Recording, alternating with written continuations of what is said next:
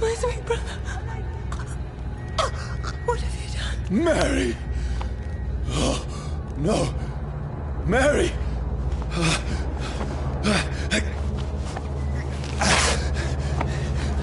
Hold on. Please, hold on. Oh, God. Oh, no. Mary. Mary.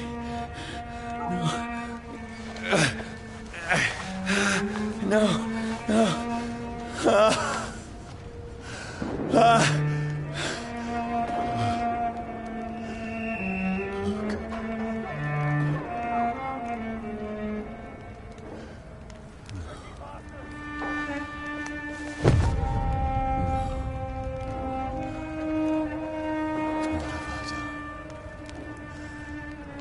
This horror. It's a nightmare.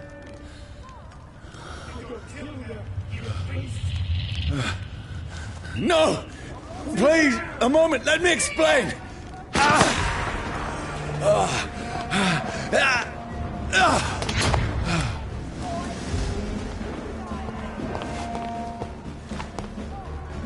These patrols are after me. No! No! Don't shoot! This is a nightmare. I need to get out of here.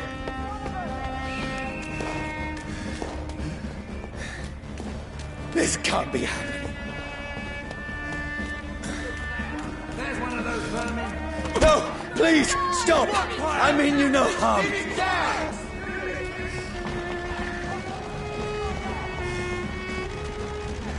What's going on? Oh, Mary. What have I done?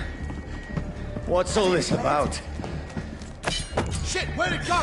Now, I can defend myself.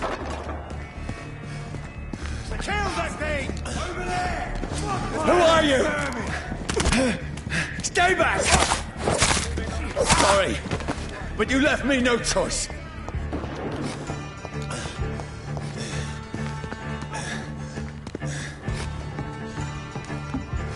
Who are you? Stupid beast! Doesn't like me. Sorry.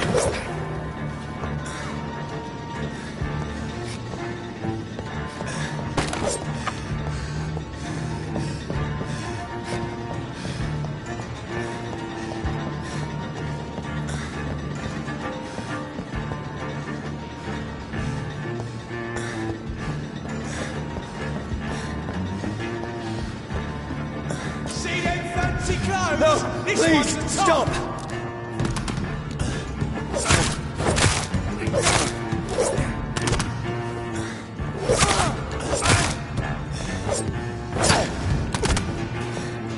Who are you?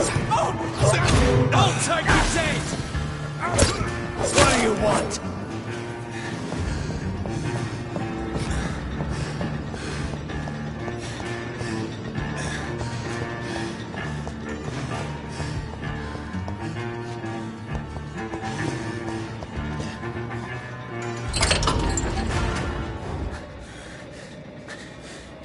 I mean you no harm. I need help. Die, you fucking leech! Please, Listen to me. I can't make any sense of this. Shut up, beast! Who are you? What is this all about? What in God's sake? I'll do the rest of the job. Just leave me.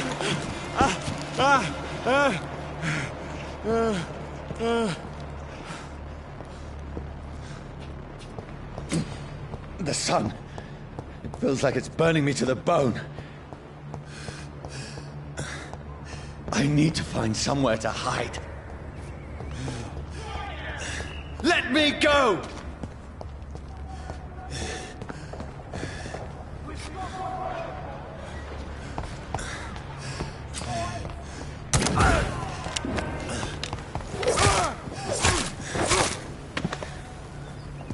I need to find shelter.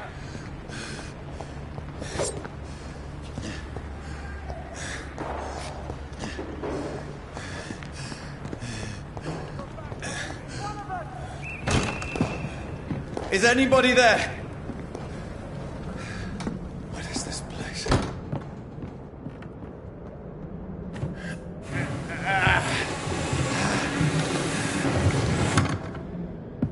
The place seems abandoned. I should be safe enough here.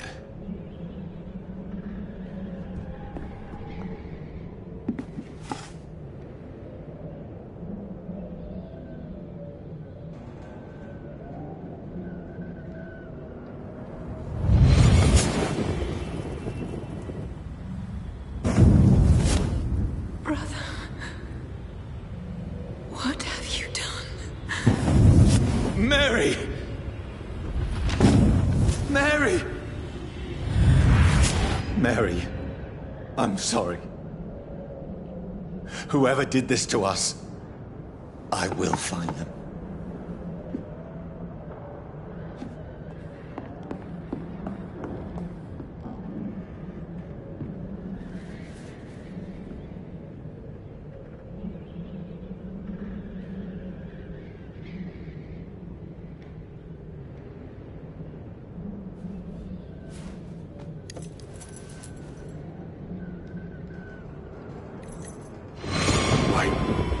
This one's dressed up fancy.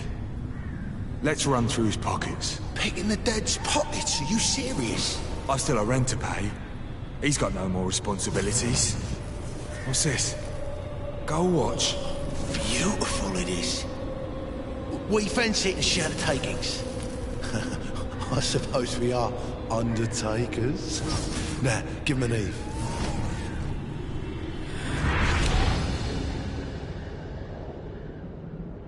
That's impossible.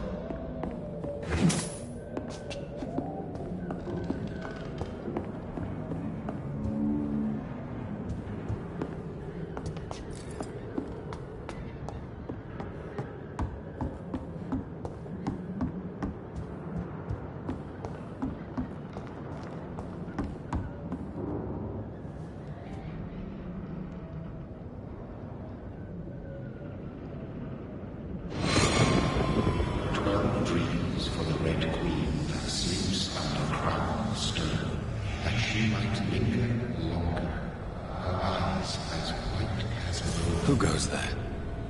A prayer for the summoned by warrior song.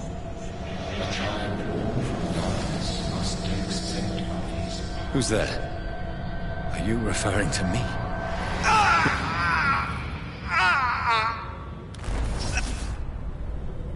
No!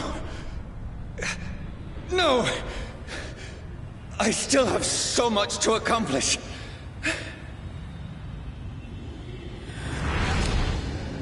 I still have so much left that needs doing.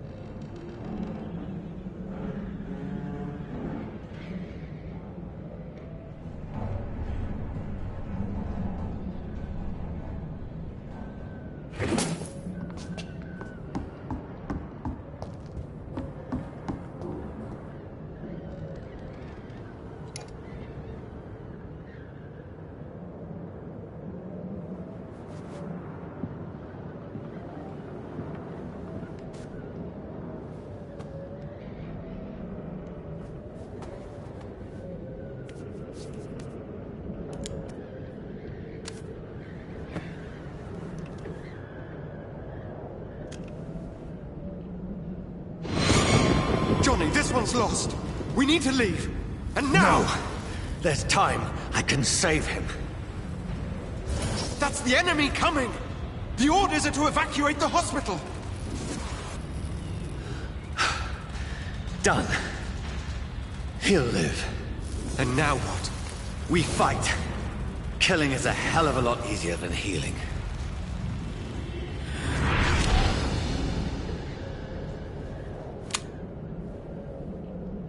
No, it never got easy.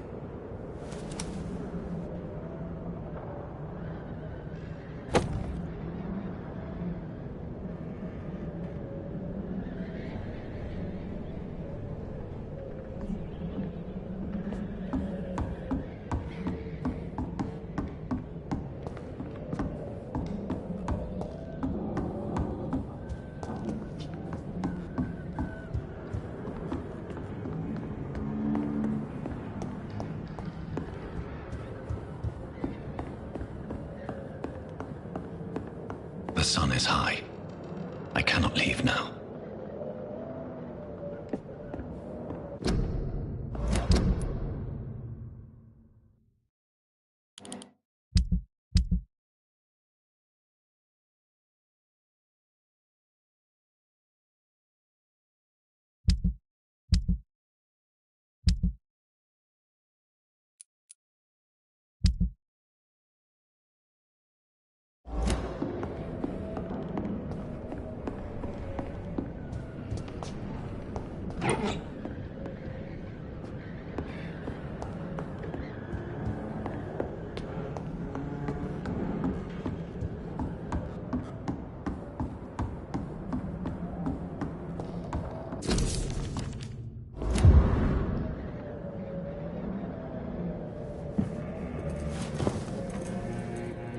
This makes no sense. None of it. No sense at all.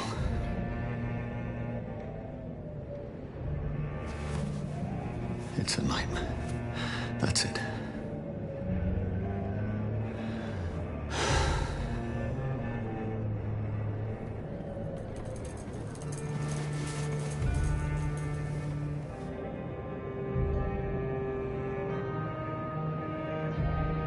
So be it.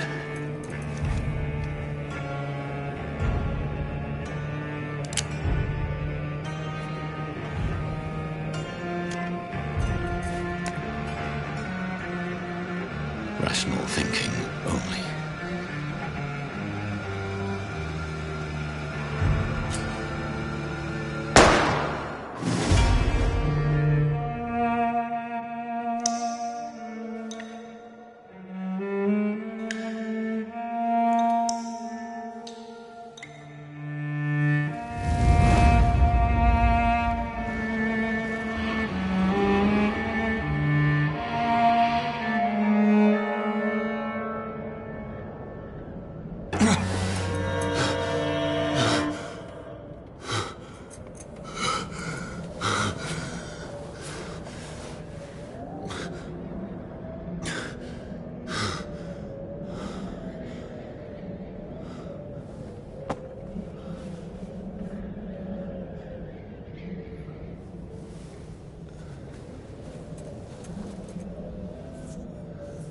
This is absolute madness. I've lost touch with the real. Madness it is, as mad as the moon, who takes blinding sunlight into a glowing reflection.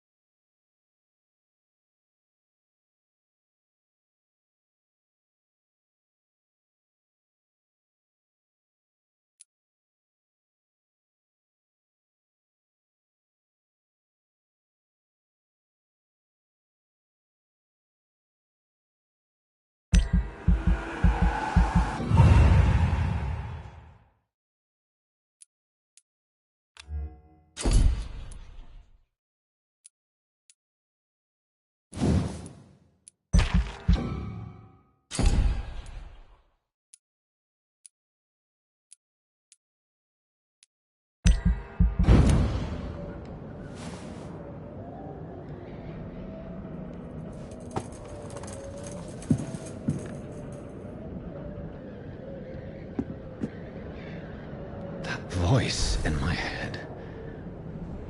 If I'm not mad, then it must belong to the one who made me what I am. I must find him to understand what I have become.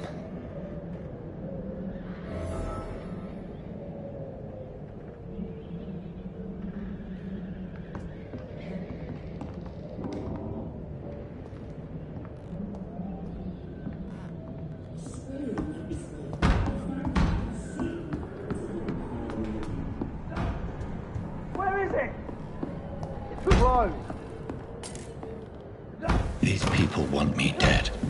I need to leave now.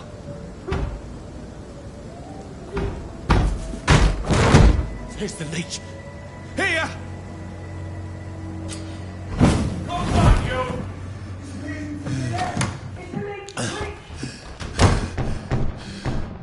My head's spinning.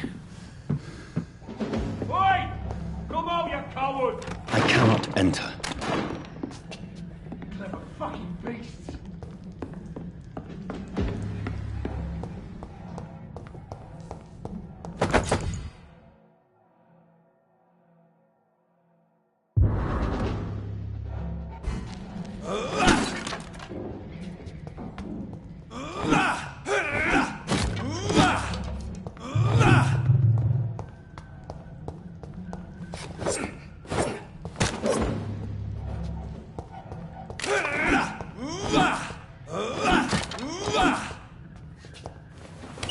I'm still in Southwark.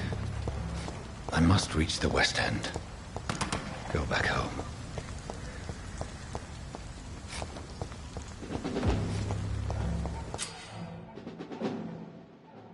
Die, vermin!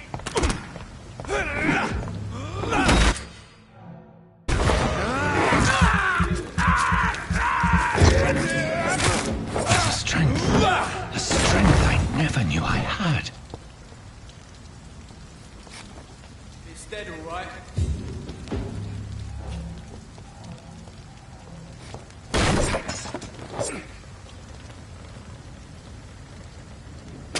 Oh, this one stinks. Steady, already. Boys! We've got 11 minutes.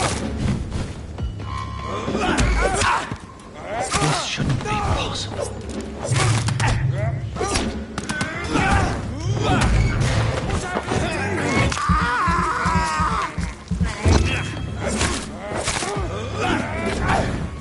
My sinew, every fiber of my being is afire. I feel like a child learning the limits of my body.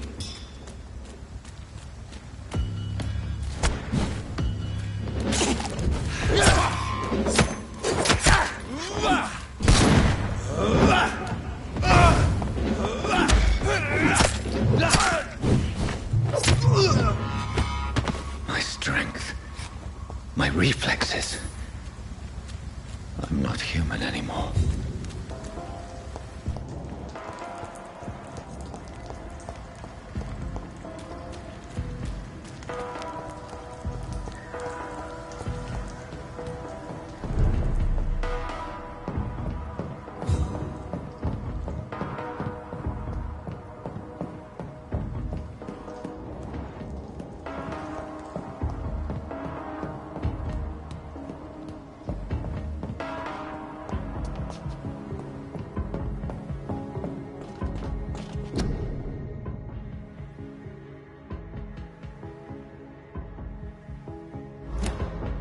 My poor sister. If only I had controlled my need for blood. Mary, someone will pay for what happened to you. For what happened to us. It's locked. I have this thirst for blood. This is despicable.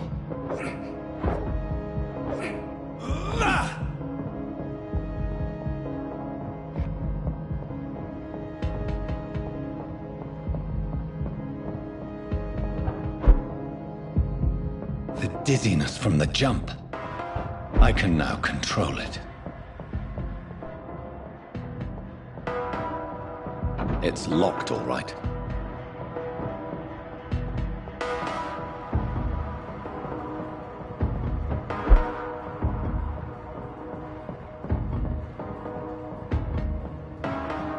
It's locked. It's locked, all right.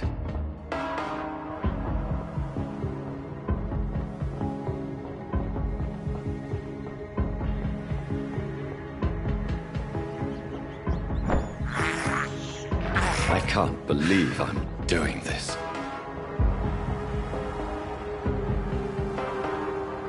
What will London have to say to me?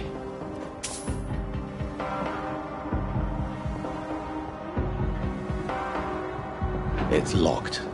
I've so many questions unanswered.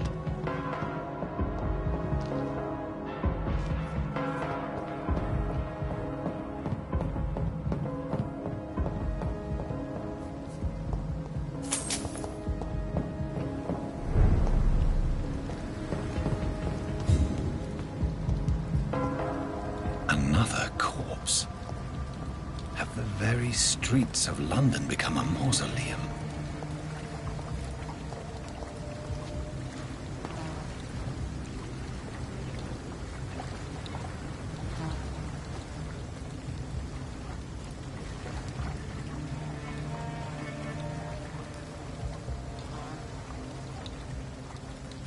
The man has been drained of all blood, but I can still smell the scent of it. I follow the scent's trail. Perhaps it will lead me to my assailant.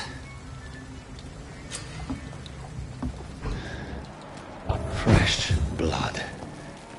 The smell is so strong. Where has everyone gone? According to the blood patterns, that's where the victim was attacked. So that must be the killer's trail.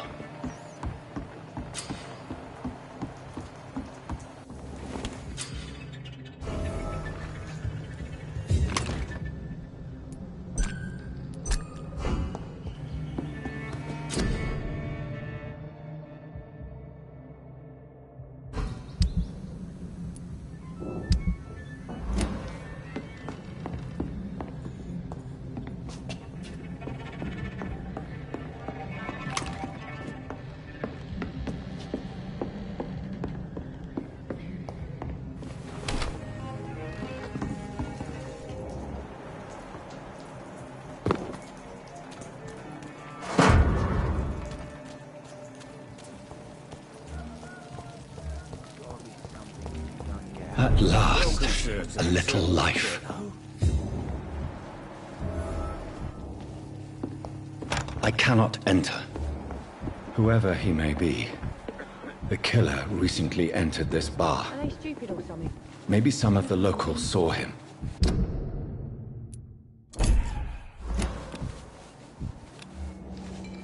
Hello, sir. Are you all right? Is there any way I can help you? I don't know.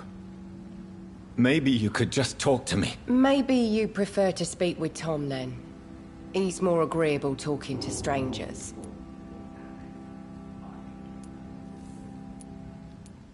What is this place? This is Tom's bar, the Turquoise Turtle. I'm the barmaid here, Sabrina, if you want to know. You don't seem to have much business. Where is everybody? Well, most people are sleeping right now.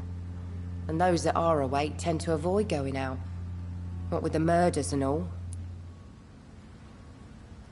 Are you always open this late at night? No, it's only since the epidemic started. Tom thought that people may need a safe place to stay. What's going on around here? Where is everyone? Too many dead, sir. First the epidemic, and now all these terrible murders.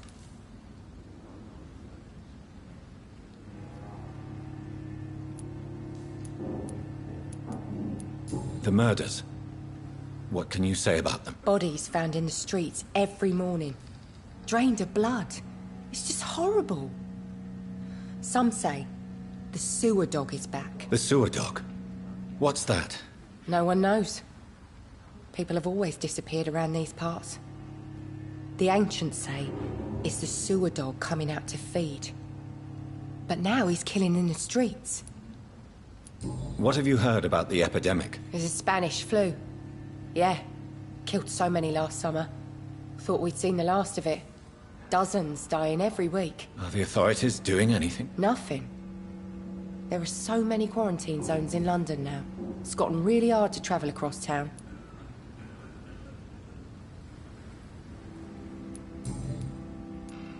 I just want to talk. I didn't mean to scare you. I'm not afraid, sir. It's just I've other customers to take care of. I only see one customer. Oh. Well, yeah, of course. I mean, I best check on them.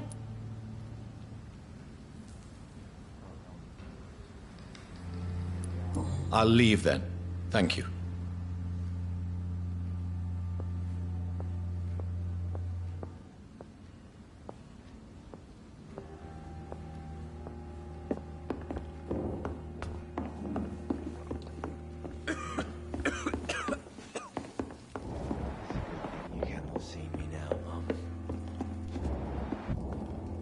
This is no place for you. Prewen has several patrols roaming the area. They do not pursue me. But they're looking for vampires, and they're most efficient. They'll not relent until the killer has been identified. I have a common objective, but I require... I think someone is eavesdropping. Are you certain? You might as well come in, whoever you are. Slowly, vampire! Who are you? I mean you no harm. Saith the vampire. Present yourself! I need a word. With anyone.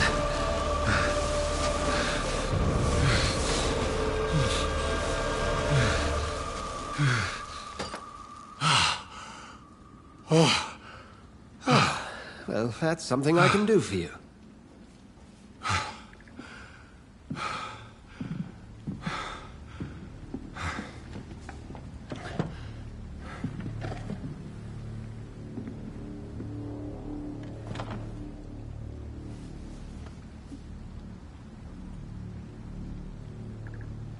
And who might you be?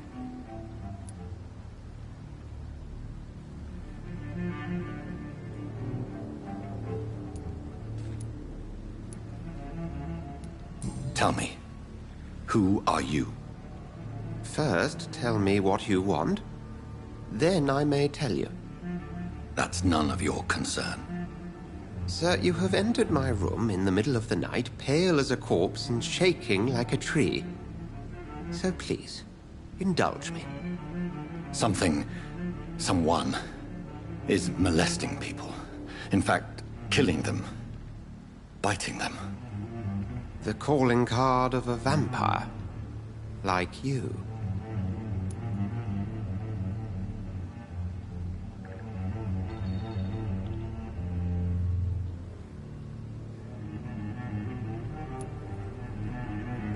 I've been hunted down in the streets and attacked.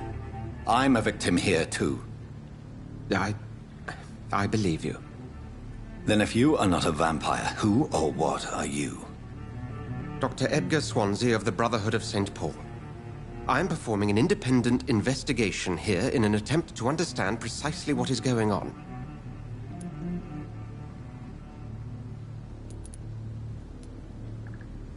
And what exactly is this Brotherhood? Sir, if the name is not familiar to you, then we shall discuss it another time. What have you uncovered concerning the murders? It started a few nights ago. Rumors of violent murders. The docks have always been, shall we say, somewhat unsavory. But this is different. How different? A vampire is at work here. Famished. Reckless. It must be brought to ground, and quickly.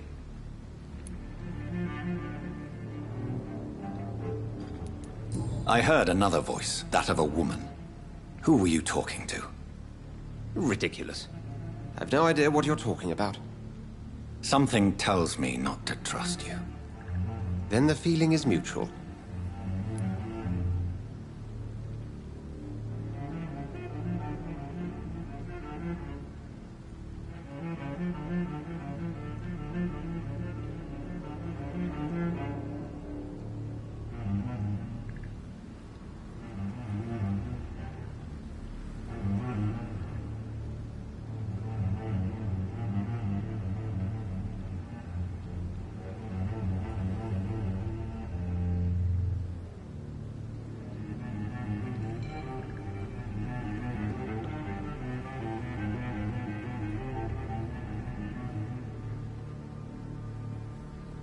Then help me find the culprit.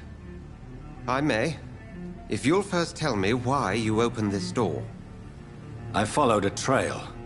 The scent of blood from a recent victim. It led me here. You thought I was your aggressor. That explains a great deal. We're both chasing the same shadow.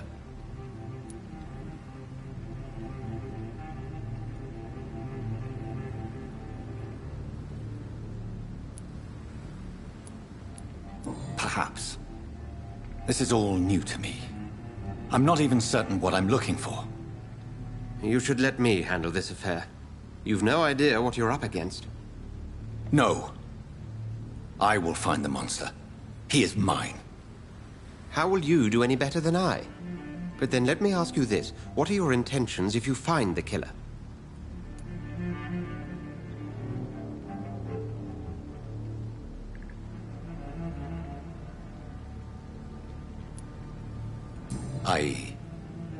I don't know yet.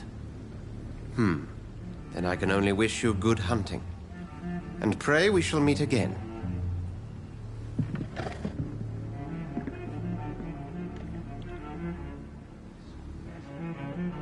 Would you be so kind as to leave the room?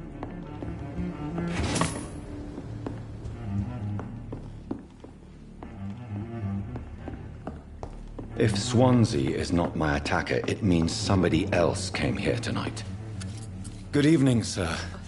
I wondered if I could ask for your help. Wow, you look like you need a drink. Yes. I apologize for my outfit. It's been a long night. Been there, seen that. Don't worry, things can only get worse.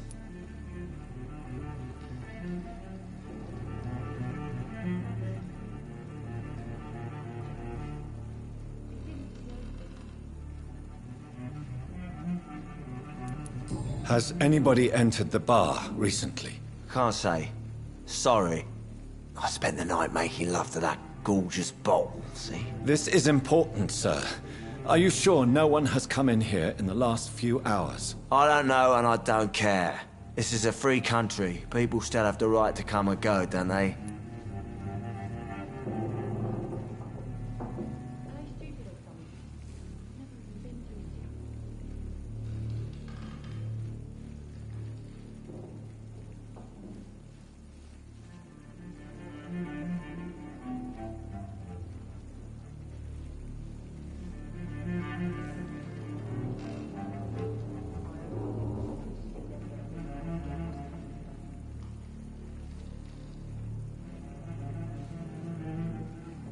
What's going on around here? It's like everybody is hiding. You must be new here. Have you not heard about the murders? Everybody fears the return of the sewer dog.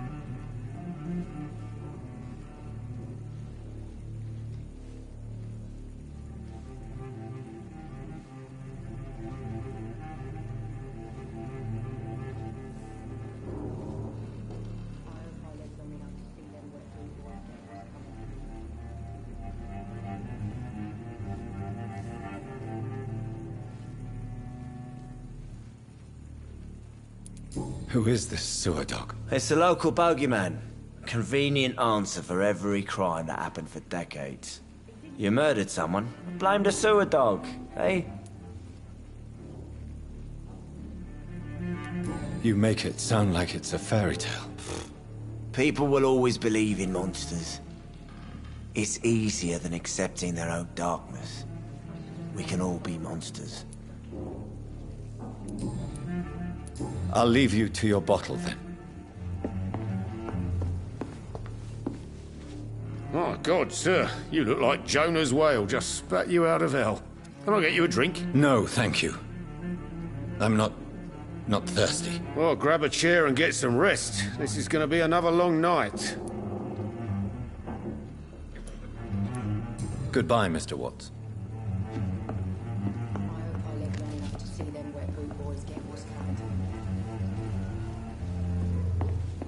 It's locked. It's a good thing you cannot see me now, Mum.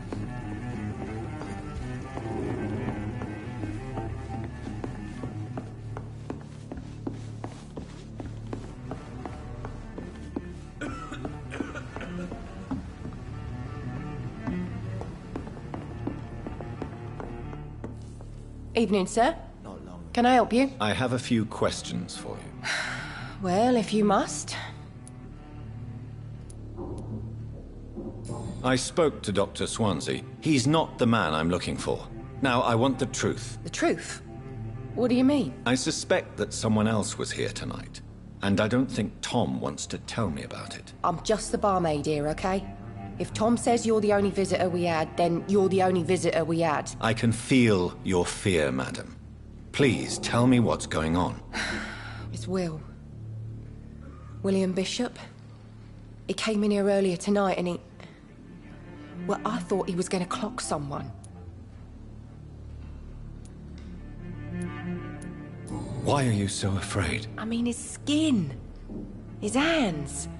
I scrubbed every glass and every chair that he touched. God, I hope it's not contagious.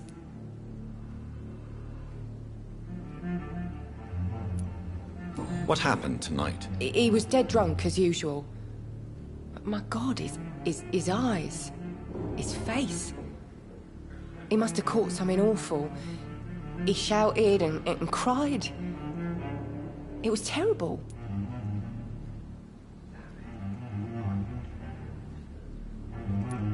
Tell me about this William Bishop. Will was a sailor who worked at the canning factory before he lost that job. A nice bloke, really. He's never been violent. Until tonight. Why keep it a secret? Why not tell me about it? Tom's nothing if not loyal. After Will lost his job, he offered him one ear. They used to be good mates. But recently, well... Will started to get very aggressive. I see. Thank you for your candor. I'll be sure to talk to Tom.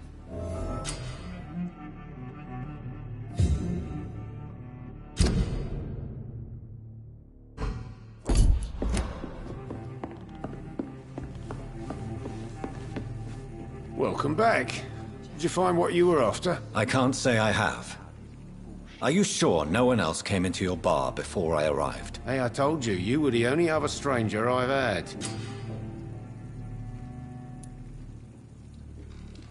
Tom, talk to me about the visit from your old friend, William. Yes, Will came by tonight, but he's not my friend anymore. Why lie to me if he is not your friend? I didn't lie. I said you were my only unannounced customer, and that's the truth. Who is he? William. Just an old sailor who loves his gin too much. He worked for years at the canning factory before it closed.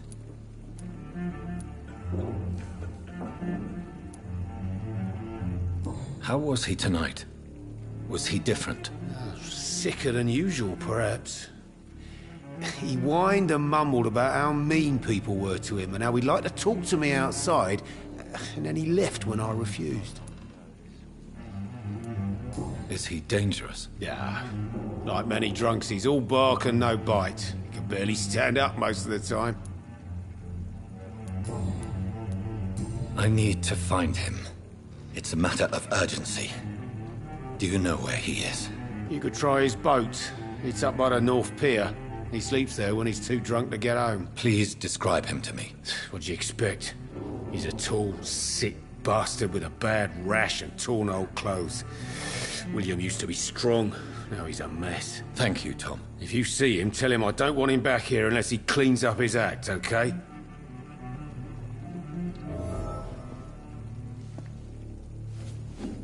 gotta be something.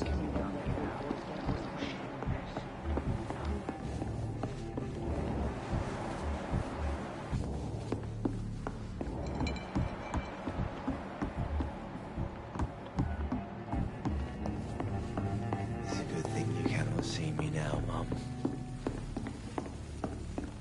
It's locked, all right. I will get to the bottom of this intrigue. What's been done to me, to this city.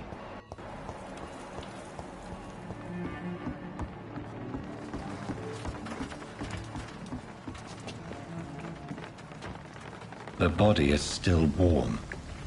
This man has just been drained of blood.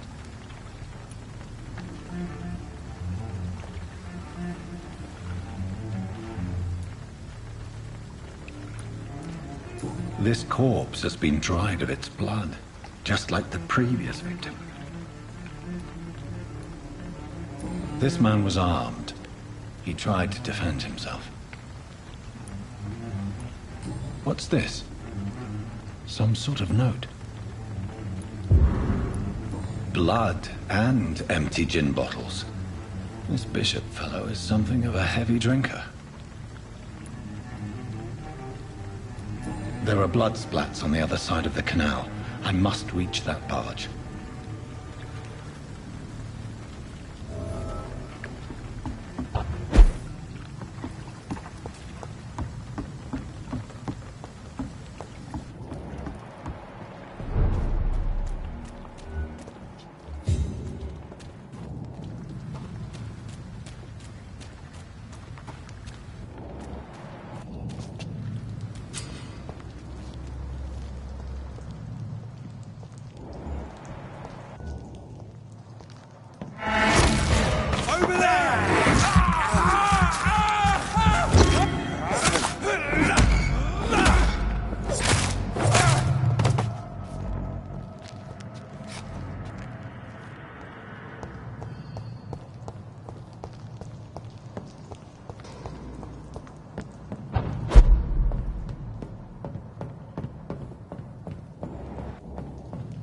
I cannot enter.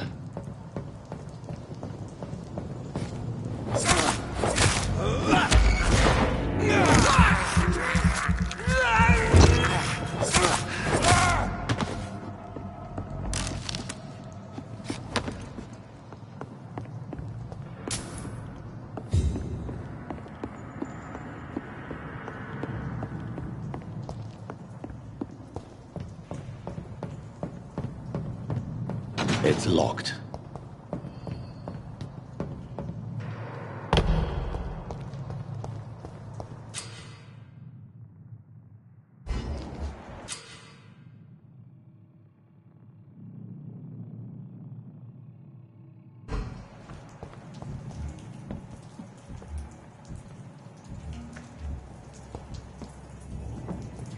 Turn her up. Burn it, boys!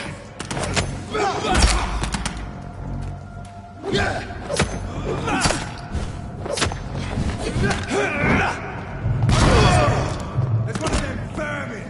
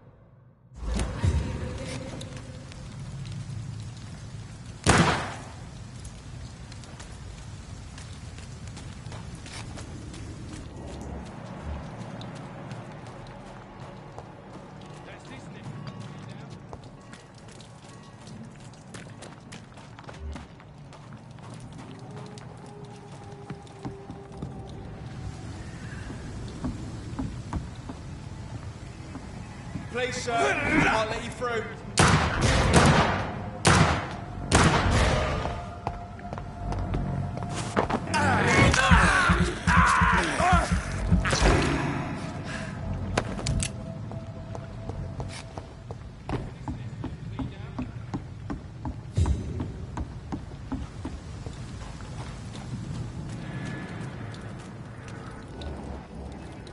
Leech spotted! What? Get their weapons ready! We found one!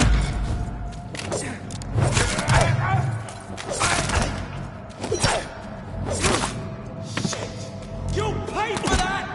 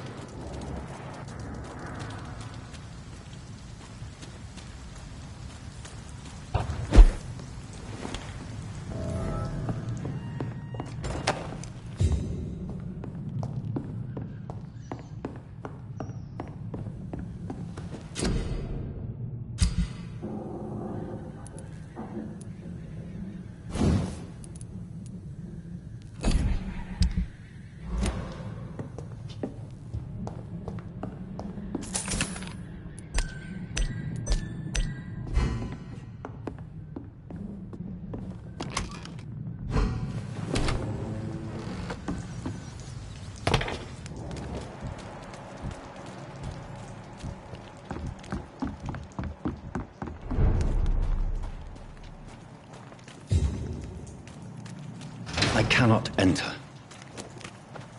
Fresh blood. The whole building reeks of it. The scent is so strong it makes me dizzy.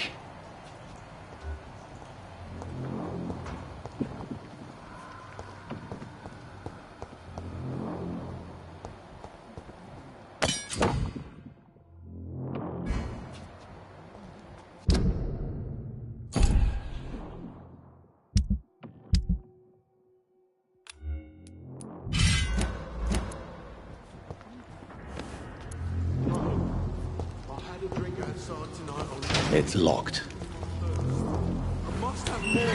This place reeks of bloodshed. Just a sip, I promise. You are my dearest friend. You're my last and dearest friend. This creature is bedeviled. I must put it down.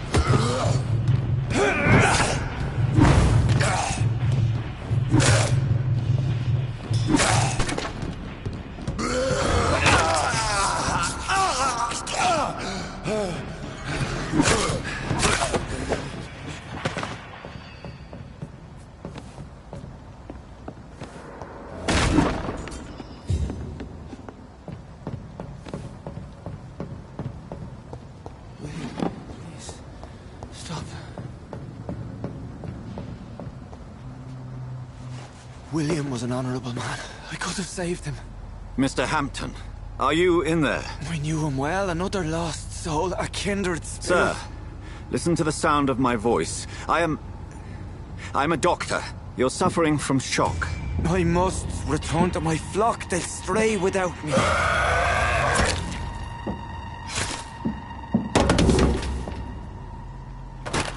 Remember, certain skulls are every bit as resistant as we are. Who are you? What do you mean by Skal? You truly are a newborn. I should have realized. Wait. You are the woman from the bar. Are you... like me? Can you help me? I believe, sir, I already have.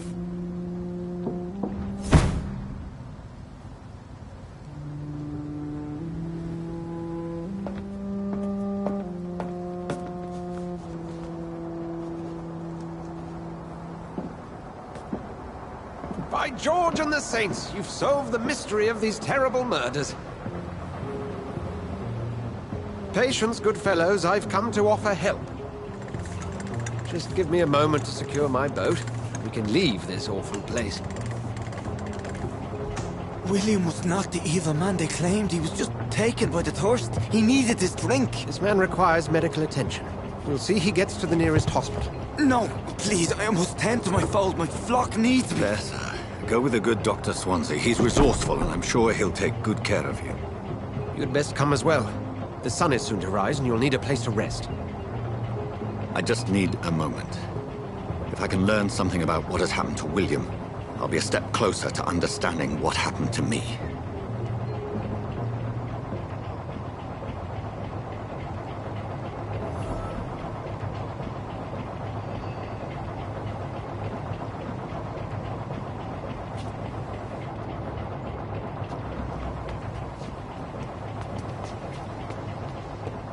This poor creature can't be my maker. Could it be some subspecies of vampire? I must find a place to analyze the blood.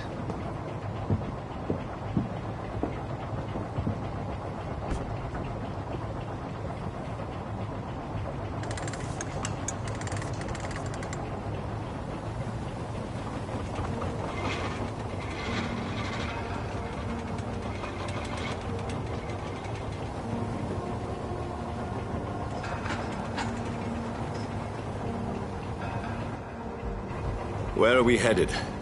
We're on our way to the Pembroke Hospital. It's just across the canal. They'll have a bed for poor Mr. Hampton. William was... what manner of creature was he? Predator, prey, villain, and victim. Who can say? The important thing is that he's been stopped. Duly noted. And the woman? What... who is she? What woman? Oh, don't play me for a fool. You used me to locate that Skal. You must know who she is. And I thought you a gentleman. You shouldn't talk about a lady behind her back, but I will tell you she values her privacy. Were London as peaceful as she appears from the middle of the canal? If only that were the reality of the situation. To be honest, I've always tried to avoid this part of town. Pembroke Hospital is the last bastion between the rest of London and the epidemic. The flu has decimated the East End and the war still rages. Welcome to the front lines of a plague. This is where you work, Dr. Swansea? I am the administrator of Pembroke Hospital. I thought you were here in service of your mysterious order, the Brotherhood of... Of St. Paul's Stole, yes. But first and foremost, I'm a man of science. A physician, like yourself, Dr. Reed. How do you know who I am? No need for modesty. You are Dr. Jonathan Reed. A surgeon of some caliber and renown, if I'm not mistaken. You are correct, sir. I knew it! I had my suspicions. But when you took the blood sample from the corpse of poor William, I was certain. Dr. Reed. Marvelous. Have we met? I attended 3 of your seminars before the war. I have the utmost admiration for your research. And what a turn of fate. England's most esteemed blood specialist returns to London a vampire. That word, again. From a so-called man of science. I understand. Traditionally, the role of science is to refute myth, but when myth walks among us, the Brotherhood of St. Paul has dedicated its purpose to their study. There's so much for you to learn. Of that, you are right. Well, then let me be blunt. Join my staff at Pembroke Hospital. As a physician. I suspect you'll not find a better post of employment to contemplate your the predicament? This is sudden. I was returning home to see my sickly mother. But alas, that was before contracting this affliction. Dr. Reed, take a moment to consider. The post would be for the night shift, providing a good explanation for your absence during daylight hours. You'll be adequately reimbursed, and have a place to hide. I even had the forethought to bring some clean clothes. So, what do you say? It seems I have little choice, but yours is a generous offer, so I thank you. Brilliant! Oh, Jonathan, this is one for the book, and the beginning of a beautiful friendship.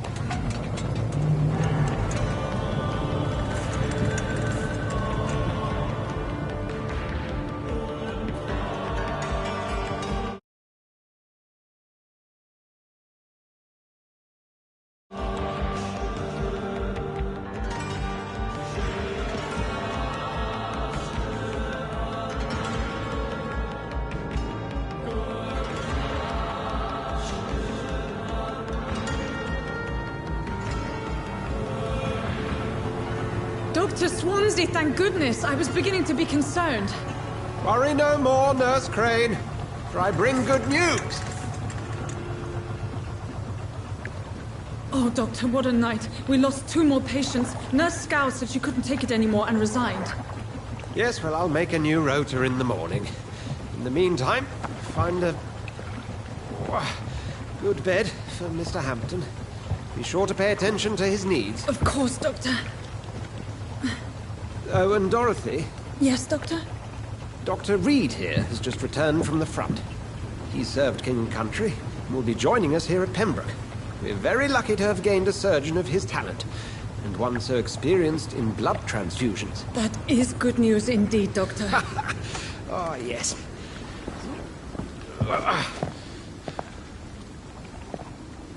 Here at Pembroke, it's not what we have, but what we haven't.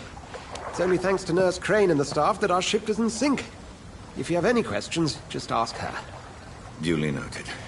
Thank you. Your assistance is required, Dr. Swansea, immediately. Welcome aboard, Jonathan. We'll catch up after my rounds. Coming, Nurse Crane. I'm coming.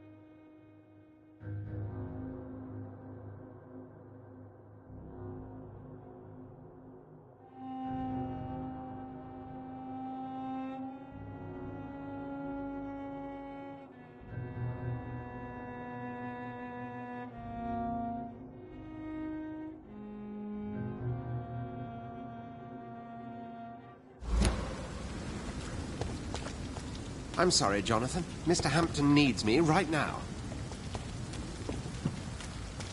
I cannot enter.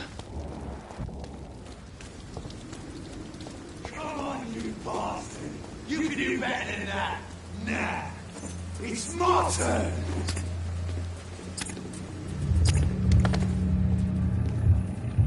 Rotten or pristine, each heart contains the seed of life. Drink at this river, try it all.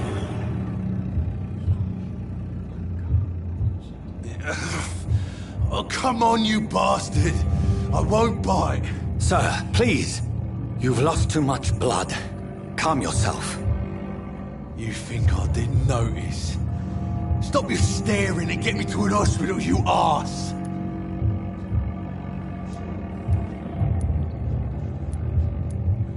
I've a mind to let you bleed out. Good luck then, sir. All right, sorry. I am in pain here. My guts are spilling out onto the street and you're yabbering on. Yes. That's a very nasty wound you've got there. Take my word, I am a doctor. Dr. Jonathan Reed. Name's Clay Cox. I'd appreciate you helping me to a better place, Doc. Follow me, Mr. Cox. Let me assist you to that better place.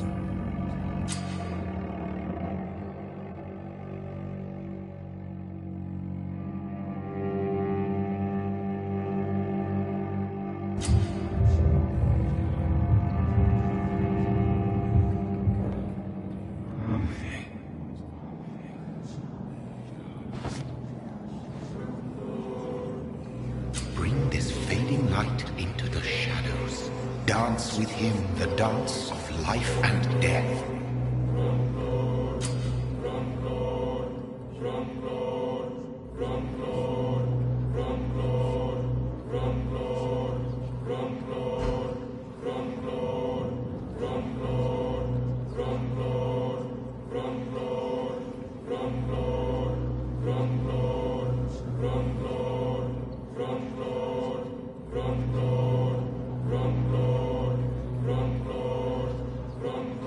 No more.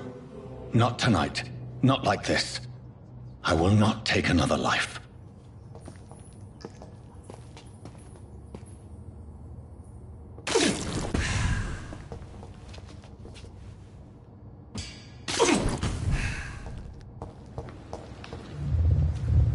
It is wise for the huntsman to sometimes let his prey go, but no famished hunter can run for long. Did I black out?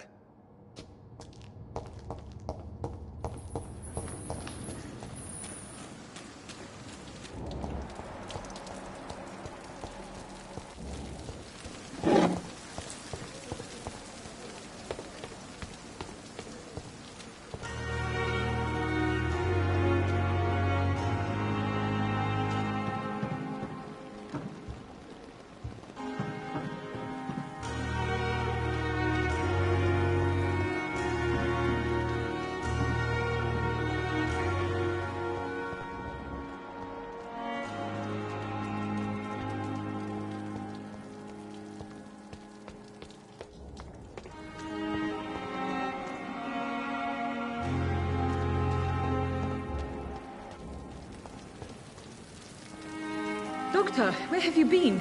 I've little time to play hide and seek with new staff members, no matter how illustrious they may be.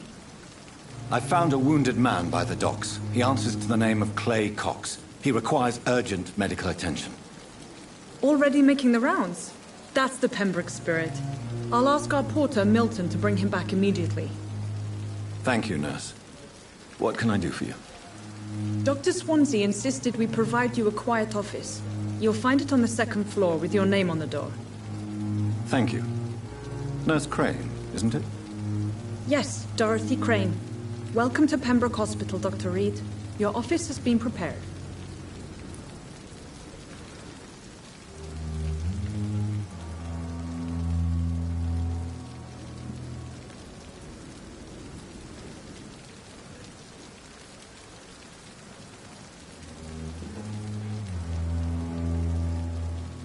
I would like to ask a few questions first.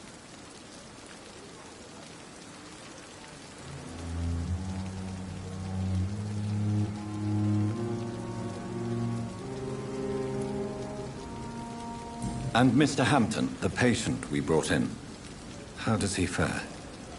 I gave him a sedative to help him sleep. Poor thing was in quite a state of shock.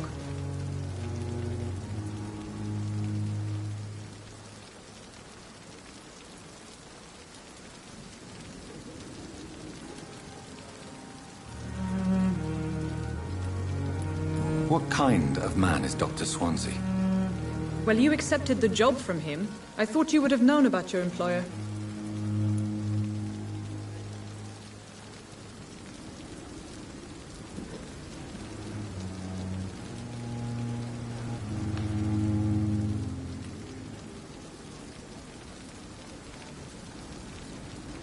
Apologies, I've only just met him the once. This is sudden. I've only just returned to England. Dr. Swansea is a brilliant surgeon and the most compassionate physician.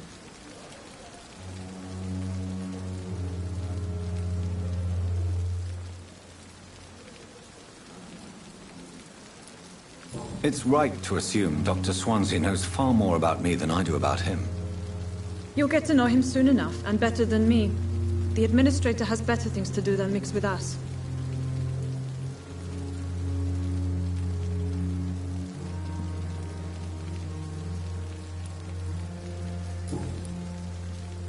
If you could point me in the direction of my room again, nurse.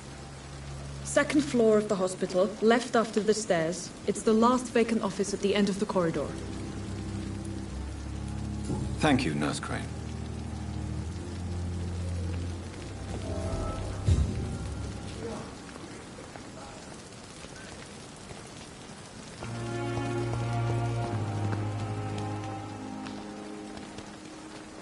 Good evening, sir. I'm Dr. Jonathan Reed. I'm new here. I've already heard about you, Dr. Reed. I'm Milton Hooks, the ambulance driver for this shithole of a hospital. That's quite a blunt introduction, Mr. Hooks. You can call me Milton. I like to speak my mind, Dr. Reed. Perk of the job. Don't judge me, and I won't judge you. I'm not sure I understand what you're talking about. Well, I'm no doctor, but I'm pretty sure a gun can't be used as a surgical instrument. You have a keen eye. I learned to shoot during the war, and have carried one ever since. Old habits die hard. No need to explain, Dr. Reed. And if you ever need a better gun, remember, I may have something for you.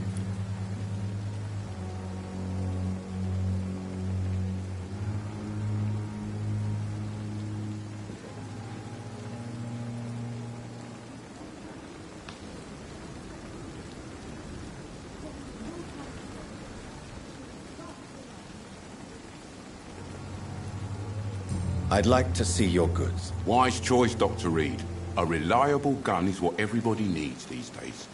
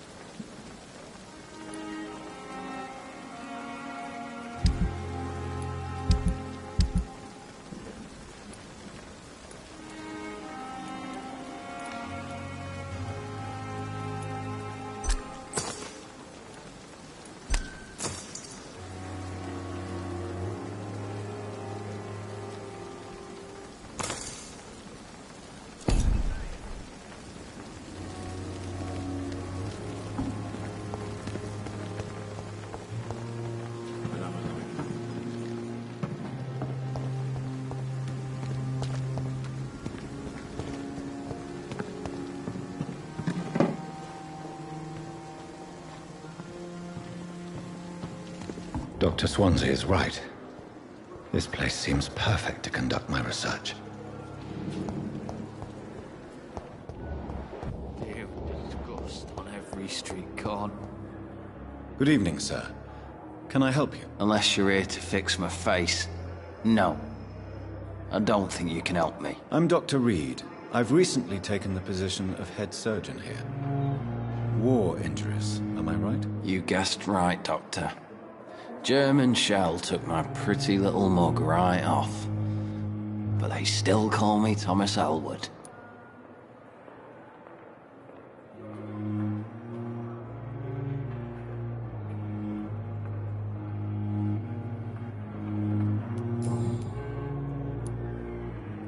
Where were you stationed, sir?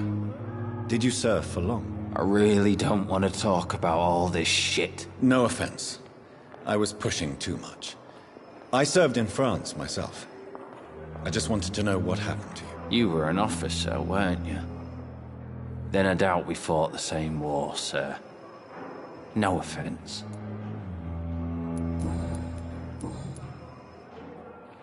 How is your stay with us, Mr. Elwood? Oh, it's bliss. I just escaped death in the trenches to be surrounded again by the moans of the dying. Can I ask you precisely why you're a patient here? It's the pain, sir. The drugs don't work. It just hurts under the scars, if you get my drift. Who is treating you? Is someone in particular looking after your case? Nobody since the old and tired doctor spoke to me. Started to think I was forgotten about. Wouldn't blame you. You don't seem worried by that. My face hurts so much more when I smile or cry. I've learned it's easier not to speak. But be assured I'm smiling inside. Can I do anything for your pain? Nurses gave me a bunch of pills. No effect. Told you. It's like the flames are under my skin, burning away.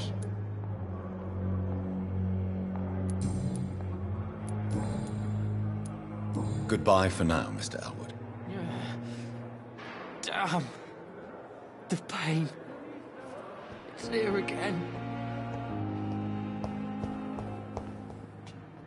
Good evening, Mr. Hampton. How do you feel? Dr. Reed, is it? Oh, Sora, I must apologize for my behavior. What do you mean? I was not myself in the factory. Fear and exhaustion made me say awful things to you, I'm afraid. You remained perfectly nice and polite. A little delirious, perhaps. But who wouldn't be after enduring an abduction? Thank you, Doctor. That's a relief. Now all I need to do is rest and return to my flock.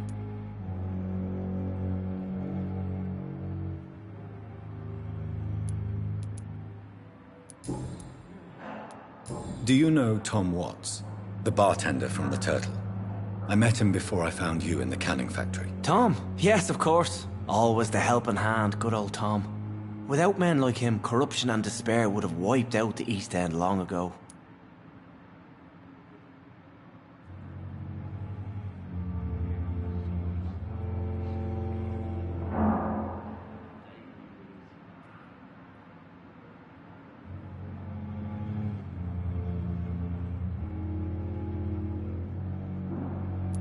Who should I avoid in this part of town, then?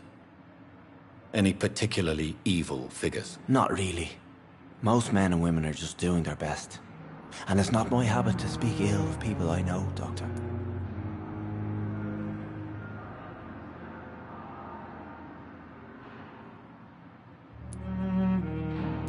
People are still in despair. How could it be otherwise? The authorities have left us all to rot in this contagious nightmare. No drugs, no advice, nothing. It's a damn shame.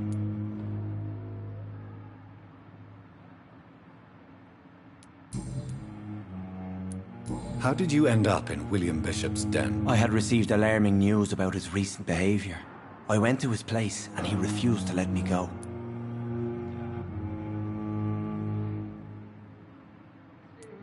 Why did he abduct you? William was an alcoholic. His addiction suddenly changed to blood.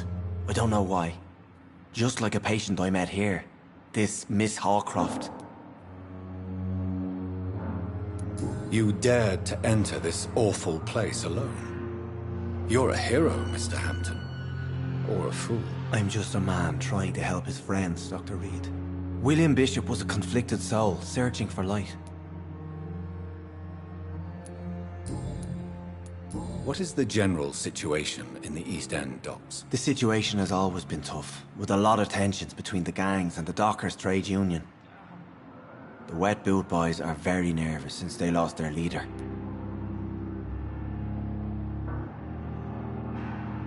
Who leads the gang now? Since Clay Cox went missing, it's his wife Edwina who runs the show, with the assistance of her minion, Booth Digby.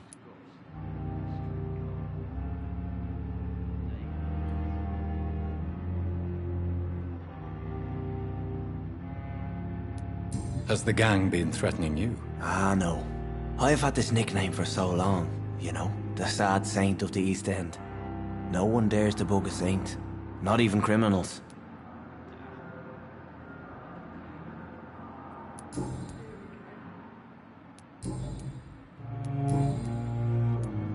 How do you feel, Mr. Hampton? Medically speaking, I mean. I feel exhausted. Beyond exhaustion, actually. William drank so much of my blood in his madness. I feel empty. You're in good hands here. Dr. Swansea is well versed in blood transfusion, and I'm sure he'll take the best care of you. Thank you, sir.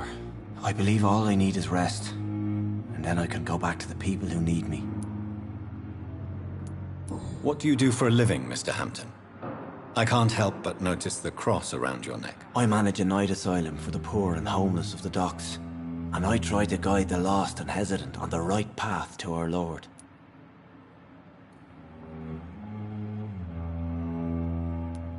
Are you a priest, Mr. Hampton? A deacon, maybe? Not at all, Doctor. I'm just a man of faith willing to preach the good word. Why didn't you use your cross against William Bishop? To repel him somehow? That's a very strange question, Doctor. A cross is no magical token, if that's what you were trying to say. Not mine, anyway. Have you made friends since you arrived? Not really, but I recognize Miss Harriet Jones. I knew her when she lived by the docks. That poor woman had such a miserable life. You never came to see her here at Pembroke? Receiving visits when sick can be an important part of the healing process, you know. We're not just bodies. You're preaching to the converted now, Doctor. To be truly honest, I thought she was dead. She left the docks many months ago.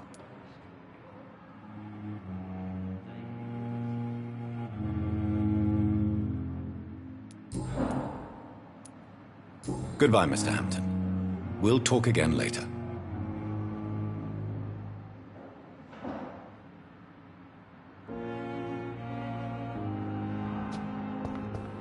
It's locked.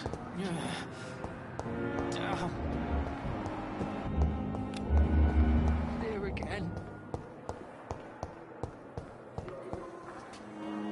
Good evening, miss. I'm Dr. Reed, the new surgeon at the Pembroke Hospital. And who are you? Your name has no meaning to me, mortal. You're nothing but dust blown by the winds of eternity. I beg your pardon? What are you begging for, mortal? My clemency? Well, tonight maybe I'm inclined to mercy. You'll never forget the night you met Thelma Howcroft. You keep calling me mortal. Why is that? And if I'm mortal, what are you? Well, Dr. Reed, if you must know, I'm a vampire.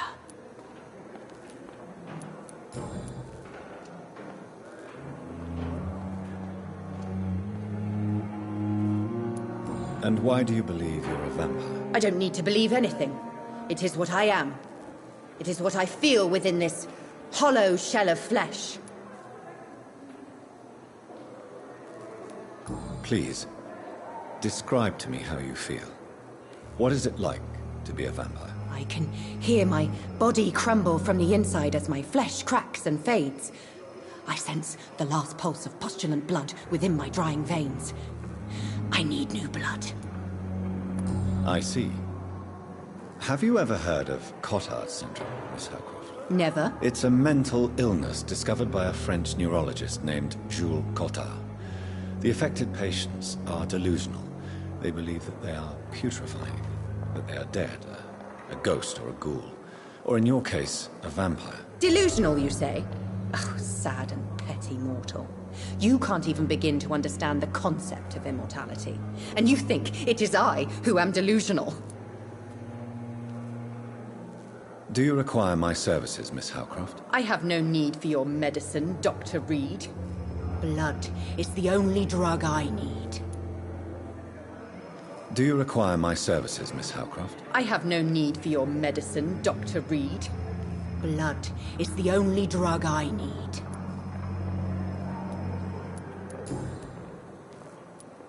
And why do you believe you're a vampire? I don't need to believe anything. It is what I am. It is what I feel within this hollow shell of flesh. I'm assuming you must be a patient here.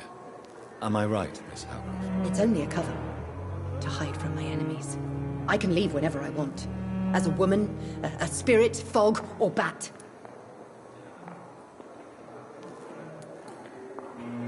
Who are these enemies you mentioned? Can you describe them? I cannot say for sure. But I sense their eyes on me from nearby. I feel them watching me every time I visit the garden near the morgue. The staff here are not your enemy. They're here to help you, to care for you. I'm not speaking of the doctors in white. I'm speaking of the men and women who hunt me. For I am a vampire. I see. Don't worry. These people will not find you here. I'll personally make sure they leave you alone. Thank you, mortal. But do not interfere with them, for you are no match for those that hunt me.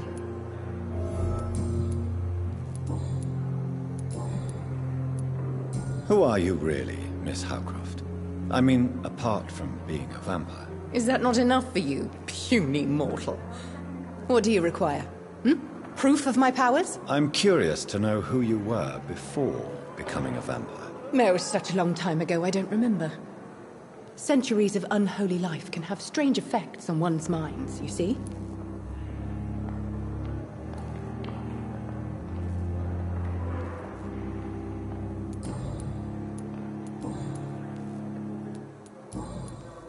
I'll leave you, Mistress of the Dark, to your nocturnal activities. Here again. I have wasted too much. Good evening, nurse. Good evening, Doctor. I don't think we've been introduced yet. My name is Pippa Hawkins. And I'm Dr. Jonathan Reed. Dr. Swansea has recently offered me a position in this hospital. Well, it's a euphemism that your help will be appreciated, Doctor. How would you describe the situation at the Pembroke Hospital? It's serious. The flu is wreaking havoc amongst the staff and patients. We are running out of everything.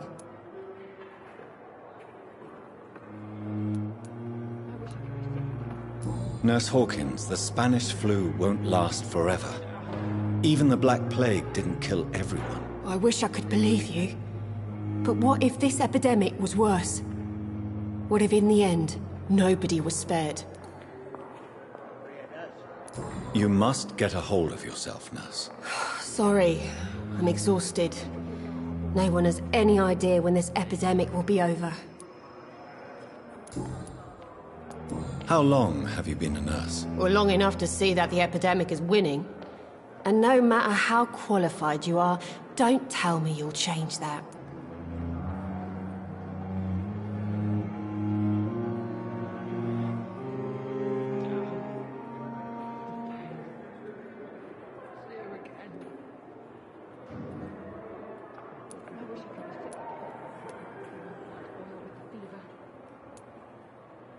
Do you need medical help yourself, nurse? I'm fine, really. I just need to sleep.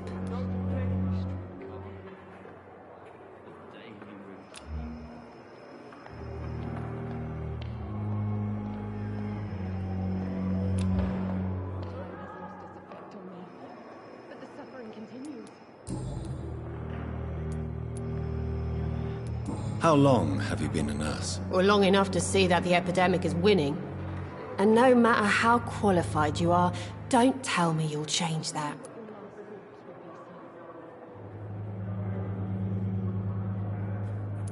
You'd be surprised what dedication can achieve, Nurse Hawkins.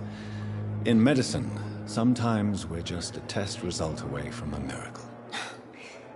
Sorry, Doctor. I don't want to sound bitter, but I'm just too tired to give a pep talk like Nurse Brannigan. How long have you been a nurse? Well, long enough to see that the epidemic is winning. And no matter how qualified you are, don't tell me you'll change that. You'd be surprised what dedication can achieve, Nurse Hawkins. In medicine, sometimes we're just a test result away from a miracle. Sorry, Doctor. I don't want to sound bitter, but I'm just too tired to give a pep talk like Nurse Brannigan.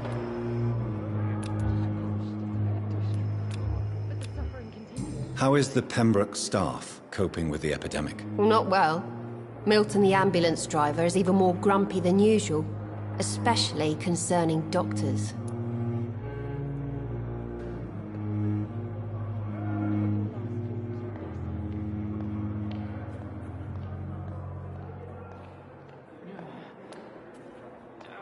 Why is Milton grumpy on a daily basis? Is it just an act? Milton's not the kind of man who's bothered about a bad reputation, whether he deserved it or not. Why does Milton dislike doctors? I don't know. Just ask him. But be warned, Milton is not the chatty type.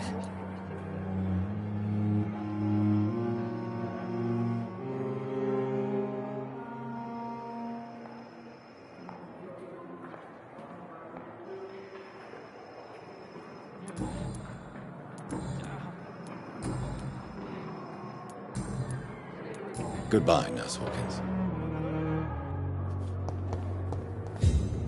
Good evening, Mr. Elwood. Evening, Dr. Reed. Soldier, do you need assistance? I'm fine. Just do something for this pain, will you? That's all I'm asking. Goodbye for now, Mr. Elwood.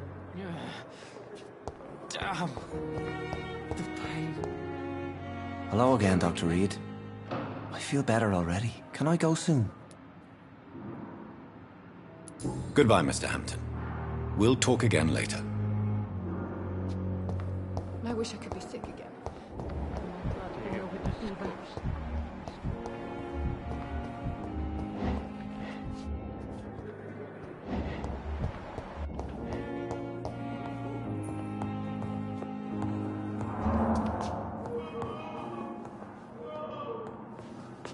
Good evening, Doctor. I believe we're going to be working together. Dr. Reed. Dr. Swansea informed us of your arrival, but I could not dare to believe we'd have such good fortune. Such an honor, sir. Thank you. And you are? I am Thoreau Strickland, Dr. Thoreau Strickland. I'm a great admirer of your work, Dr. Reed.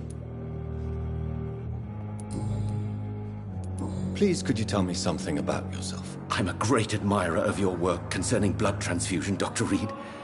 I run my own experiments. I'm convinced it's the future.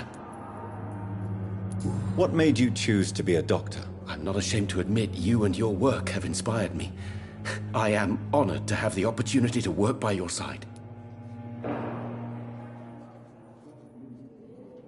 Do you need my medical attention, dear colleague? You don't have to worry about me, Dr. Reed. I am here to assist you, not to be a burden.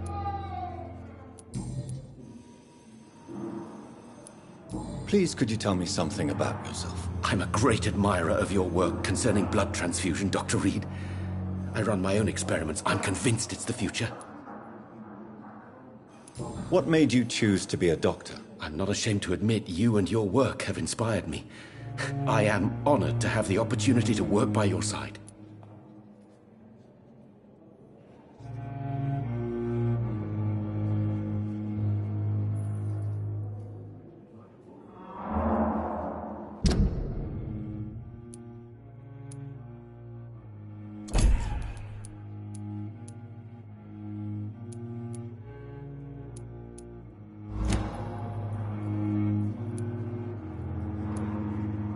You will obtain nothing from me by flattery, my young colleague. Oh, I was not flattering you, sir. Not at all. Just clumsily expressing my sincere admiration. I based my technique on my mentor's research. He helped me perfect my method. What is yours? I'd rather not talk about it. For now, it's just theories and first approach. My process is purely experimental and unsuccessful. As long as you're cautious and methodical, you may remain empty-handed, but you won't fail. You're not the first one to warn me, but I am convinced knowledge is the main weapon against the ravages of this epidemic.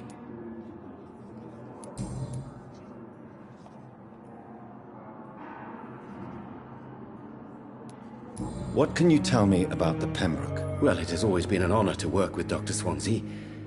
But with your arrival, I can't think of a better opportunity to learn about blood You seem quite optimistic.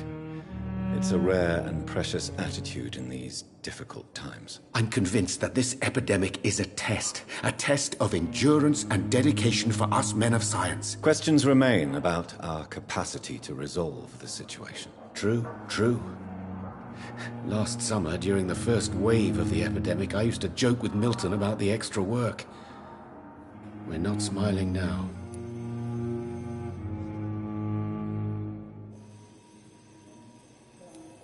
Do you need help with anything in particular? Well, yes, maybe.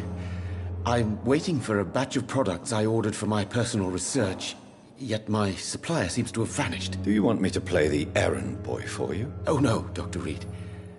But if you went personally to his shop, what with your reputation and all, he wouldn't dare to refuse the products I need. I see. Well, give me the address, for I may pass by if I have time.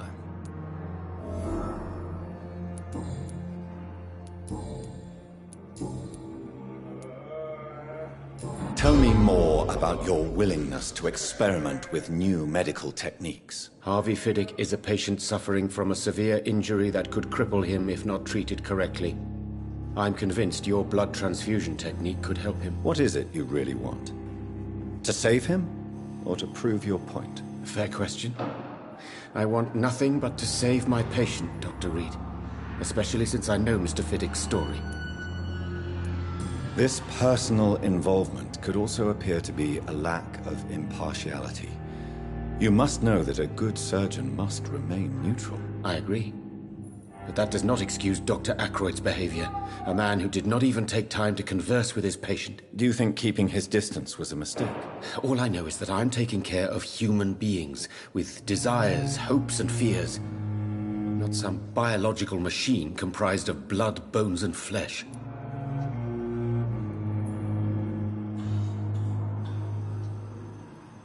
Tell me Mr. Fiddick's story. Our first diagnosis was compromised because Mr. Fiddick lied to us about the real origin of his injury. He first claimed it was an accident. But why would he hide such crucial information from us? Because he is a proud father, ashamed of putting his children at risk because of his own negligence.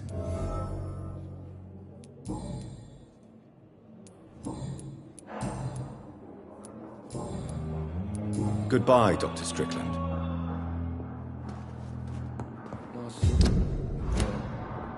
What can I do for you, Doctor? Thank you, Nurse Crane.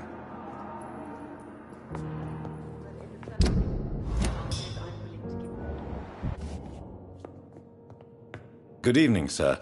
I'm Dr. Reed. I believe we're going to be colleagues. Reed? Yes, I've been informed about your arrival. I'm Waverly Ackroyd. Welcome aboard, I suppose. Does my arrival inconvenience you in some way, Dr. Ackroyd? Let us just say that I don't particularly share Dr. Swansea's enthusiasm for hiring you. What we need here are reliable professionals, not overrated dabblers. Do you need my assistance? Not at all. I'm sure that you are used to gaining people's trust with your impressive skills. Well, it will not be the case with me. If you have a problem with me, Dr. Ackroyd, please feel free to tell me. Dr. Swansea has imposed your presence on this hospital without asking anyone's advice. The benefit of his position. But I don't agree with it. I know we've never met before, but I believe this hospital could use all the help it can get. You will agree with that, I'm sure. Oh, but I have heard about you, Dr. Reed. Of course, you can't say the same about me, since I have not wasted my time courting the press.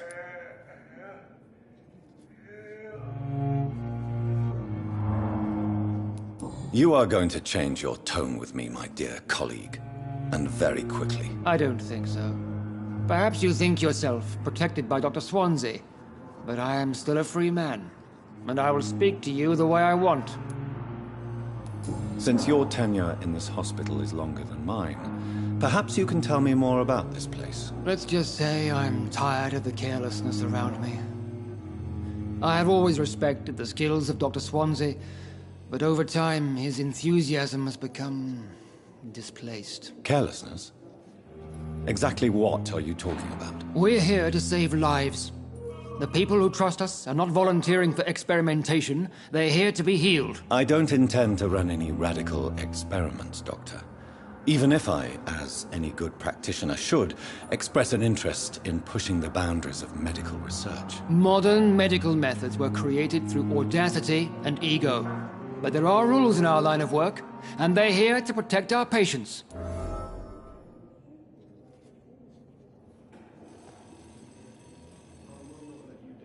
Tell me, Waverly, what do you think of Dr. Strickland's enthusiasm for his experimental research? Strickland is playing with his patients' lives for pride and glory. Now that, sir, is unethical. Are you thinking about something in particular? Harvey Fiddick needs delicate surgery. I believe we should stick to the usual procedure, but my young colleague obviously disagrees. And are you not afraid that your rivalry with Strickland may be blinding you? Rivalry? I guess you could call it that.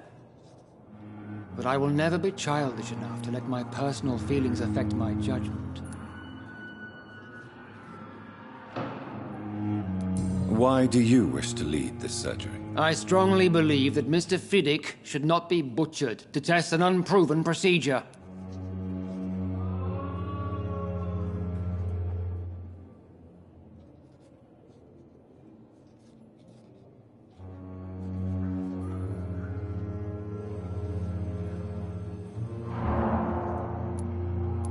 I really hope you're right about this, Dr. Ackroyd.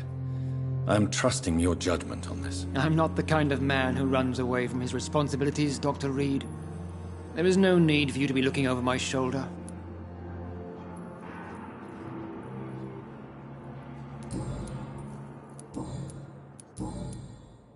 I don't know what you've heard about me, but I have already proved my value as a practitioner. I don't question your skills, Dr. Reed, but your motive. Is it money, fame, or are you truly dedicated? And what exactly is that supposed to mean? I served in the war just like you.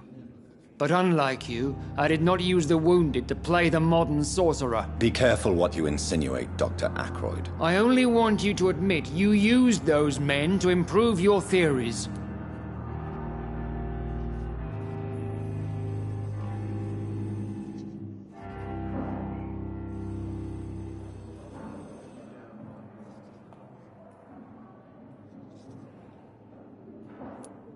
Knowledge has always been and will remain our main weapon, and it has always come at a price.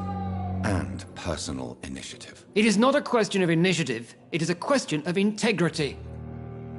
These men and women have put their faith in us, Dr. Reed. It seems you have bad memories of your military service. I refuse to see this industrial slaughter as scientific progress. War only reveals the worst in men. We can at least agree on something, Dr. Ackroyd.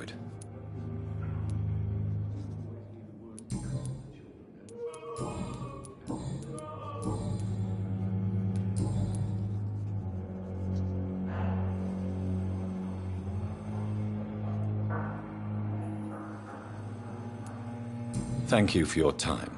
We'll talk later.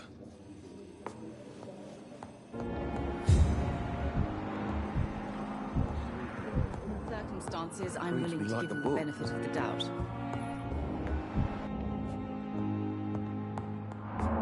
Good evening, sir. Doctor. Good evening, madam. Can I help you? It's my son who needs you, sir. I'm Dr. Jonathan Reed. How can I help your son? I'm Beatrice Goswick, mother of Mortimer Goswick. Could you check on him, please, Dr. Reed? I've heard much of your talents as a physician. What can you tell me about yourself, Mrs. Goswick? Not much to say. Just take care of my Mortimer and I'll cover all the expenses. That's all that matters.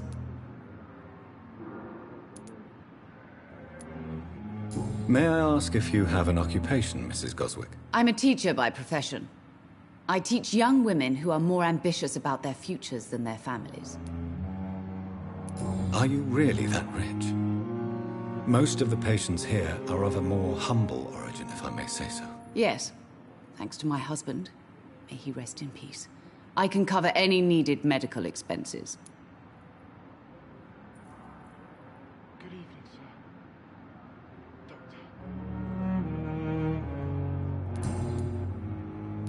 What do you think of your reception here? Any complaints? I have had the uttermost reservations about this hospital since we arrived. But we had no other choice, considering the state of emergency. Is there something in particular that's bothering you? Some of the staff were not especially welcoming. I suspect they're not accustomed to dealing with patients of such social standing. Tell me more about your arrival at the Pembroke Hospital. What gave you such a bad first impression? The ambulance driver was quite rude, for a start.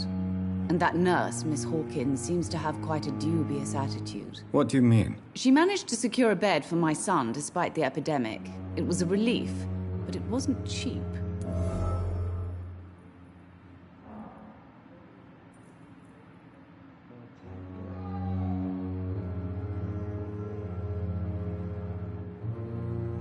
I share your concern, Mrs. Goswick. Be sure that I'll talk to the people involved. I don't expect compensation, Dr. Reed. But I'm aware such behavior would not be tolerated in other hospitals.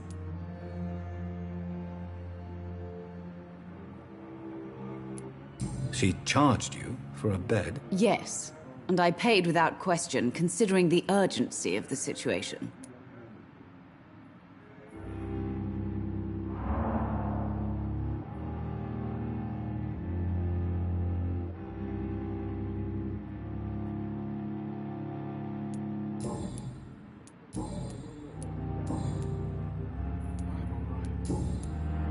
Do you require medical attention as well, Mrs. Goswick? I have other concerns right now, Doctor. But I'm fine, thank you.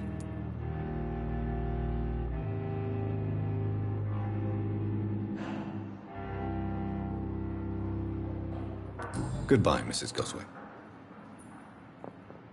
Good evening, Doctor. How is my son doing? Goodbye, Mrs. Goswick. This hospital seems to be falling apart. But in the circumstances, I'm willing to give you the benefit of the doubt. Good evening. I'm Dr. Reed. Can I help at all? No. Really? Why are you here, then? I don't want to talk. My throat hurts too much. I suppose that this pain is the reason you're here. Is someone taking care of you? Yes. And no. Could you at least tell me your name, sir? Mortimer. Mortimer Goswick.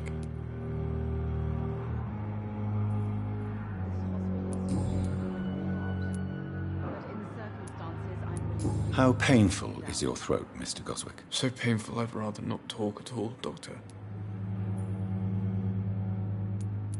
I'm sure you realize a doctor and his patient have to communicate, sir.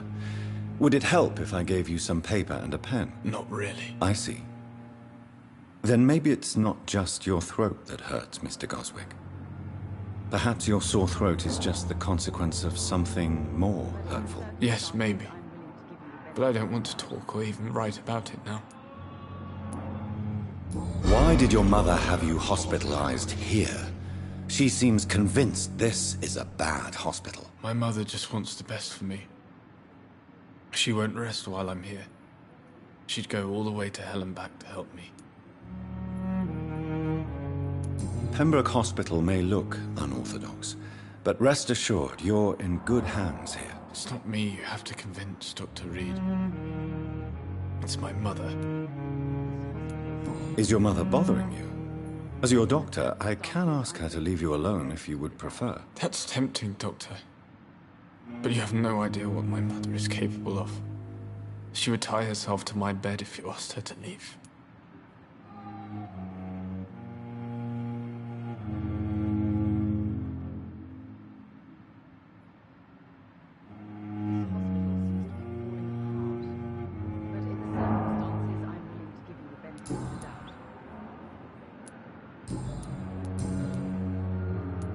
Tell me about yourself, Mr. Goswick. I don't want to talk, Doctor.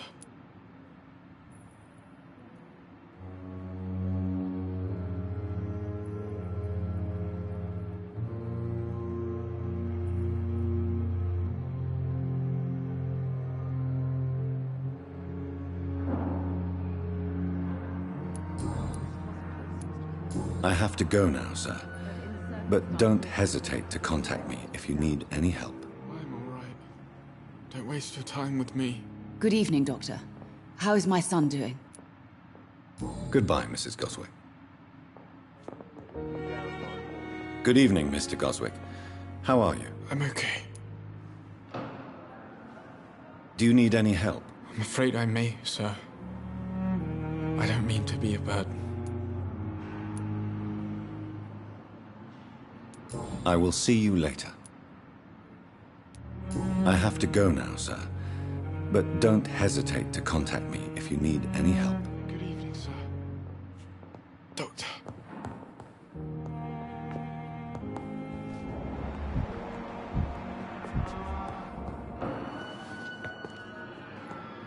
Good evening, sir. I'm Dr. Reed. May I help you? I don't know if a third opinion is needed. Your colleagues are already arguing about my condition. I see. Would you mind telling me more about your situation? I'm Harvey Fiddick. All I want is to get me bloody arm fixed properly. Are you satisfied with your treatment here? Well, it's clear that I've chosen a bad time to be injured. Forgive my bluntness, but you seem overwhelmed by cases of the flu. I won't lie to you about it. I'm afraid we are. Are you sure you don't want to operate yourself, Dr. Reed? I have the feeling you're very capable. And your colleagues seem to think so too. In other circumstances, you would be right. But for now, I don't think I can take on the responsibility. My apologies. Tell me about yourself, Mr. Fiddick. I'm just a regular guy waiting to get his arm fixed, so I can return to work and to my family. I was more curious about what you were doing before being hospitalized. I'm a carpenter, and a good one too. But that means I need both arms to feed my family, Dr. Reed. Tell me about the doctors who are arguing about your case. Strickland and Ackroyd. They both want the best for me, but there's a lot of pride there. Doctors are no different from carpenters, it seems. What do you mean? I often had professional arguments with rivals on a building site.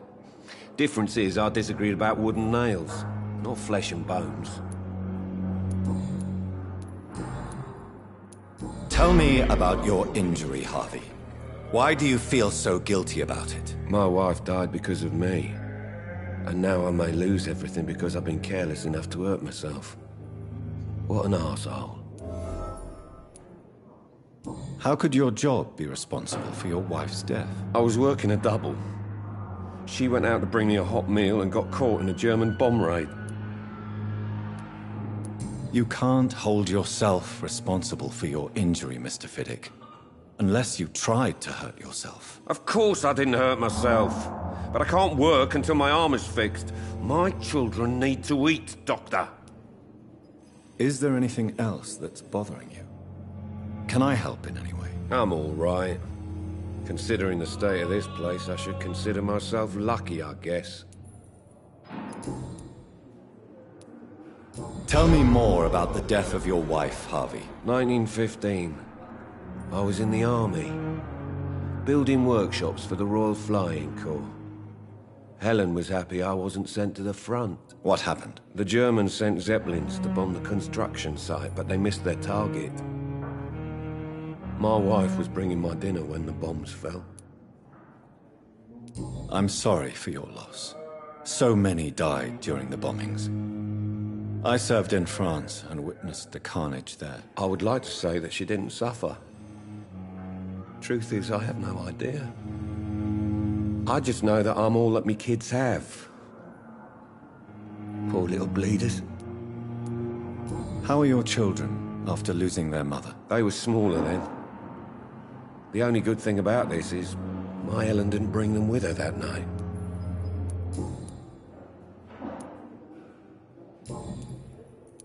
Goodbye for now, Mr. Fiddick. I'll see you later. This hospital seems to be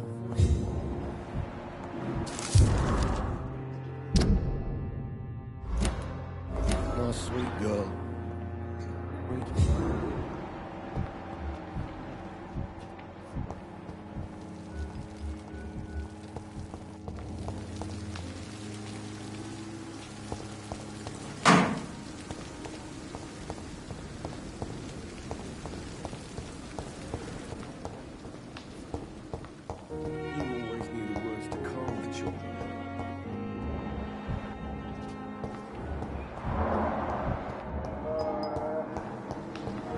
Thelma Howcroft said she was being watched by vampire hunters. Where are they hiding? I should investigate. I cannot enter. It's locked. Good evening. I'm Dr. Reed. Always a pleasure to meet a colleague, sir. Especially when he was supposedly dead. A colleague? Are you a doctor too? Not anymore, sir. I used to be Dr. Rakesh Chadana. Now, I'm just Mr. Chadana, pawnbroker and humble guardian of this morgue. What do you mean, you used to be a doctor? Was your license revoked? No, sir. It is just that I like to be precise. I run a little pawn shop while taking care of the dead. But I used to be a real doctor. Please show me what you have to sell. Of course. It's just trinkets and curios, really. But I'm sure they can be useful.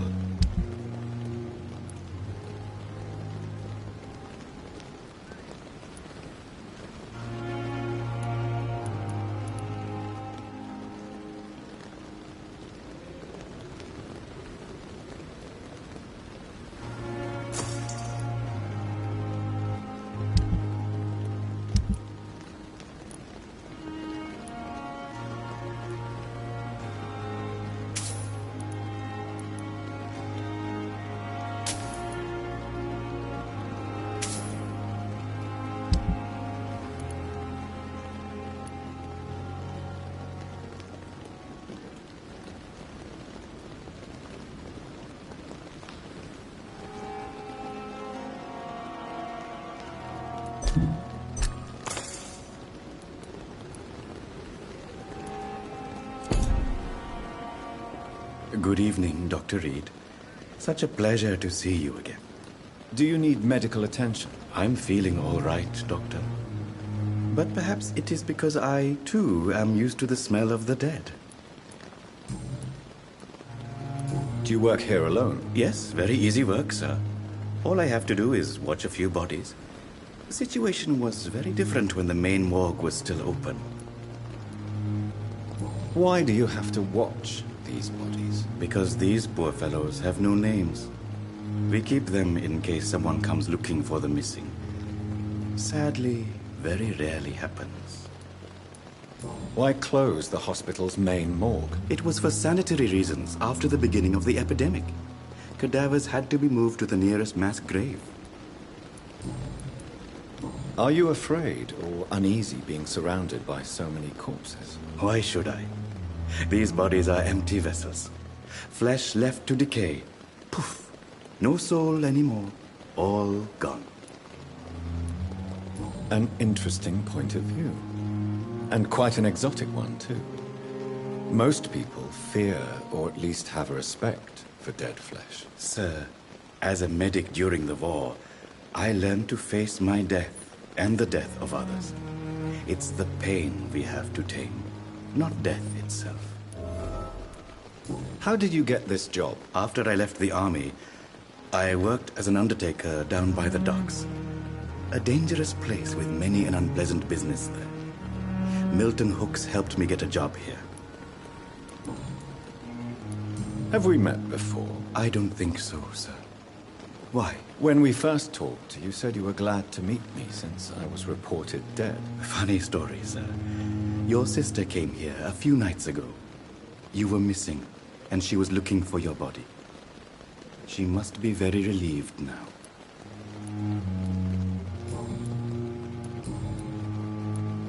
A pawnbroker? I expect you get all types of people here. Yes, sir. All kind of people. For I sell all kind of goods. What kind of goods? With the quarantine, it's not always easy to buy things. So I trade. I exchange. Some people sell, some others buy. I like to help. Who comes here to trade with you? It's very unhygienic, even unsafe. Diseases can spread. For the customers, for the hospital. I'm very cautious, sir. I've been a doctor, remember? And all my clients are good people. In fact, I think I only know good people. Since you're not afraid of dying, do you believe in life after death, Rakesh? No. I believe we must do all the good we can while alive. For our time is short, and the obstacles are endless. Do you think you would enjoy immortality as a concept? I don't think so. Don't mistake me. I love life, and I'd like to live a long life. But everything has to decay, sir. Even goodwill. So you're ready to die? No, I am not. I don't fear death, for I won't see it. What troubles me is the pain my death will inflict to those I know. You're a wise man, Mr. Chidana. No, Dr. Reed. I am a foolish man. But I like to think otherwise.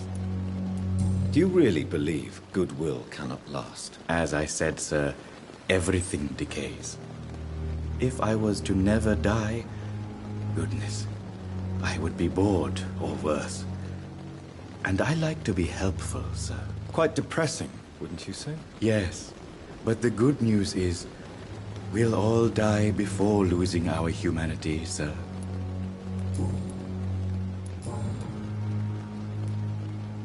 Goodbye, Mr. Chidana.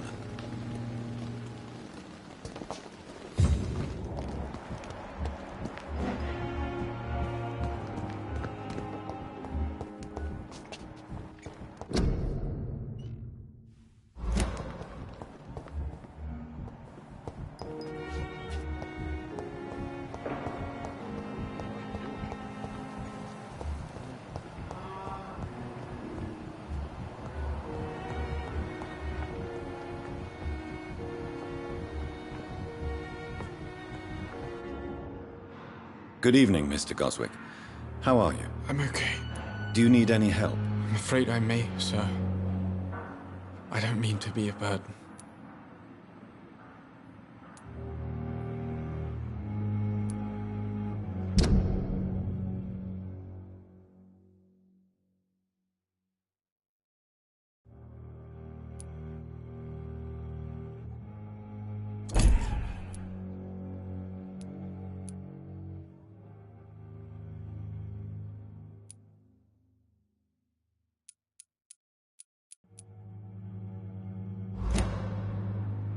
I will see you later. I have to go now, sir. But don't hesitate to contact me if you need any help. I'm all right. Don't waste your time with me.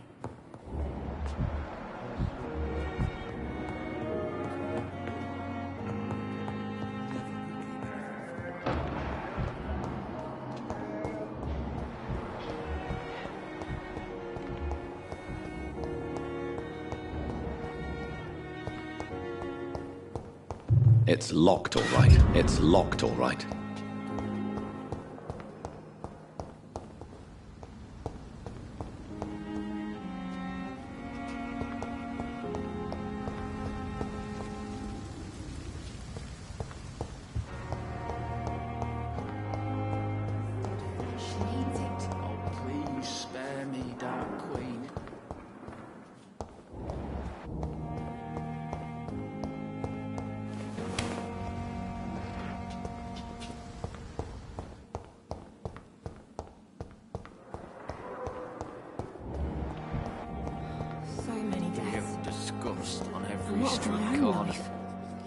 Good evening, Mr. Elwood. Evening, Dr. Reed.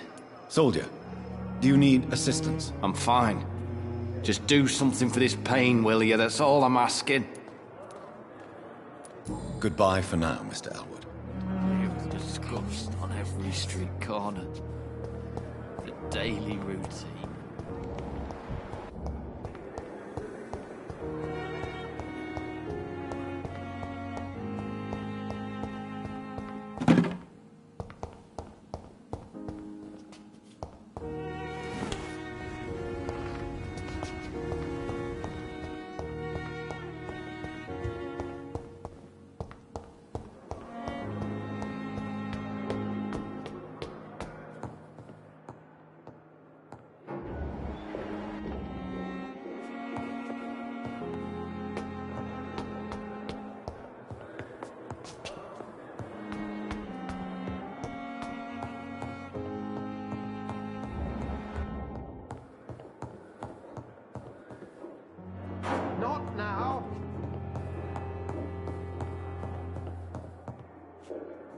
It's locked.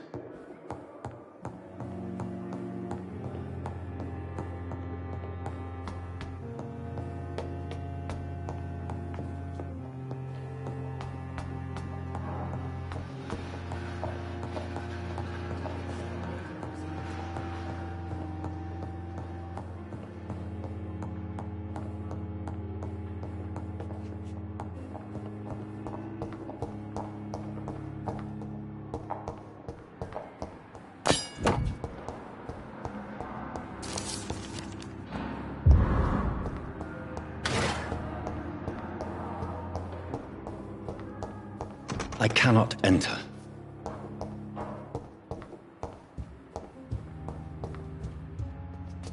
It's locked.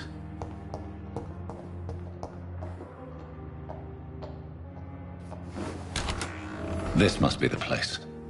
It's definitely away from prying eyes. Relegated to the shadows.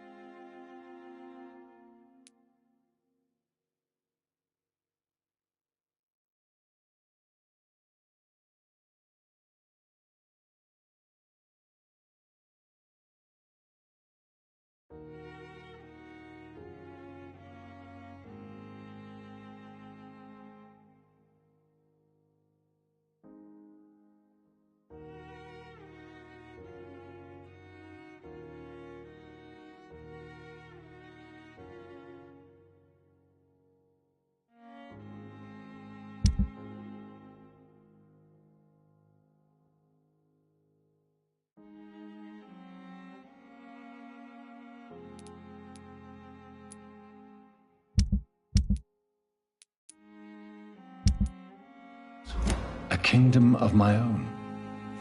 At least I won't be sleeping in a coffin.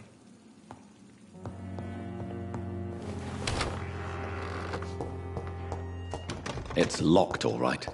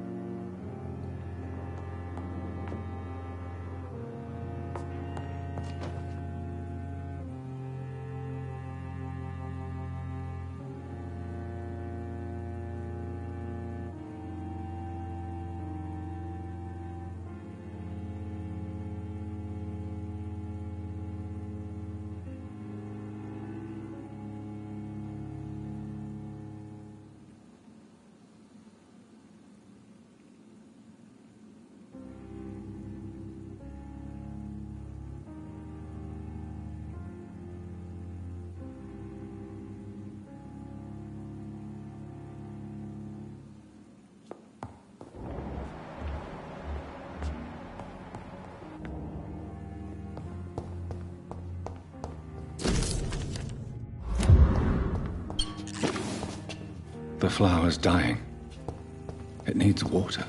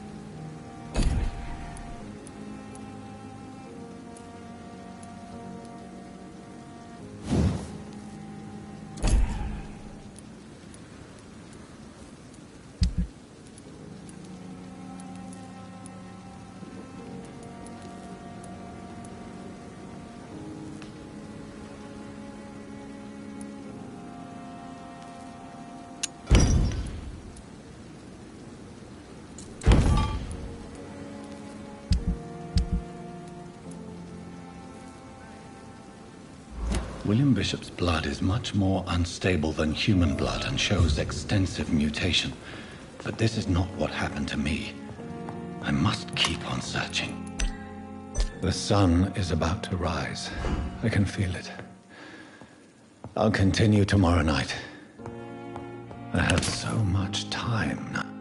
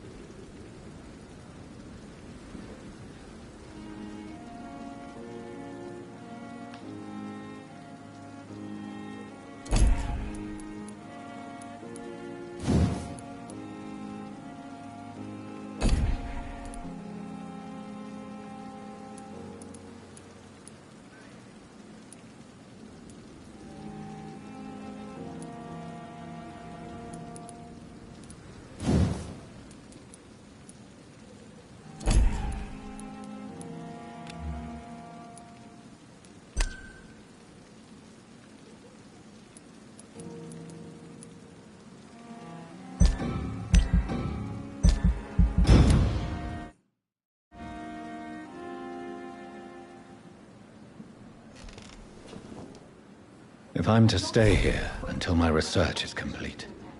I'd better learn to hide my true nature from the mortals. But what about my thirst for blood?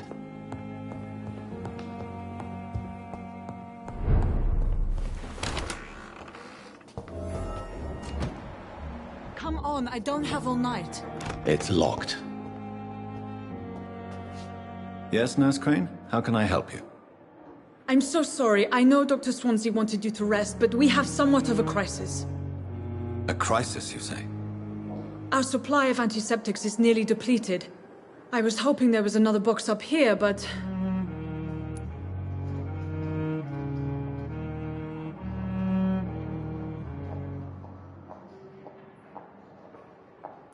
What type of hospital are you running?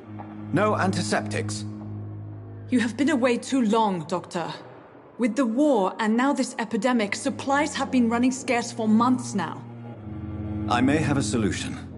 In France, during the war, drugs shortage was a daily problem, and we had to use our wits to overcome the shortages. However do you mean? If combined correctly, certain household chemical products can be used in a pinch instead. Now, where's the hospital storeroom? The storeroom? Fat chance. This is the Pembroke, and space is luxury we don't have. Everything used to be stored in the old morgue. Perhaps I should look there first. Where is this morgue? It's the large building behind the hospital. You'll need to go in the back door because it's been sealed off for sanitary reasons. Take this key. It opens a small back entrance at the end of a narrow street. The abandoned morgue behind the hospital. A small door at the end of a narrow street. On my way, then. Thank you, nurse.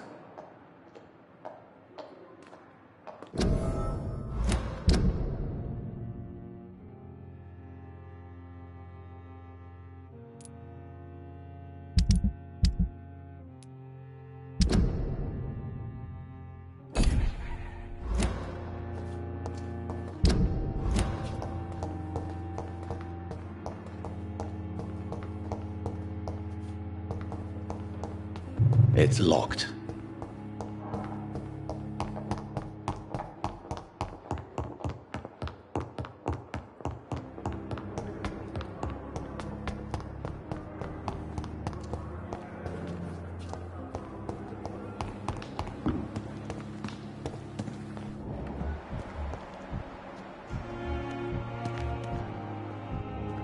The Pembroke is so lucky. Good evening, sir. So it is true. The famous Dr. Reed has joined us. I can't think of any better news during these terrible times. Do we know each other? Actually, yes. We met once before, at the Rockefeller University in New York. Dr. Tippett's, yes, I remember. I was assisting Professor Carell in his research about coronary bypasses. He had nothing but praise for you. He was also very confident about your future. And look at you now. Eminent surgeon and blood transfusion specialist. Do you need any medical assistance yourself, Doctor? Come on, don't be ridiculous, dear colleague. What is the Pembroke Hospital situation? And please, speak freely. This hospital is not exactly the best of London. I'm sure you are used to working in a better environment.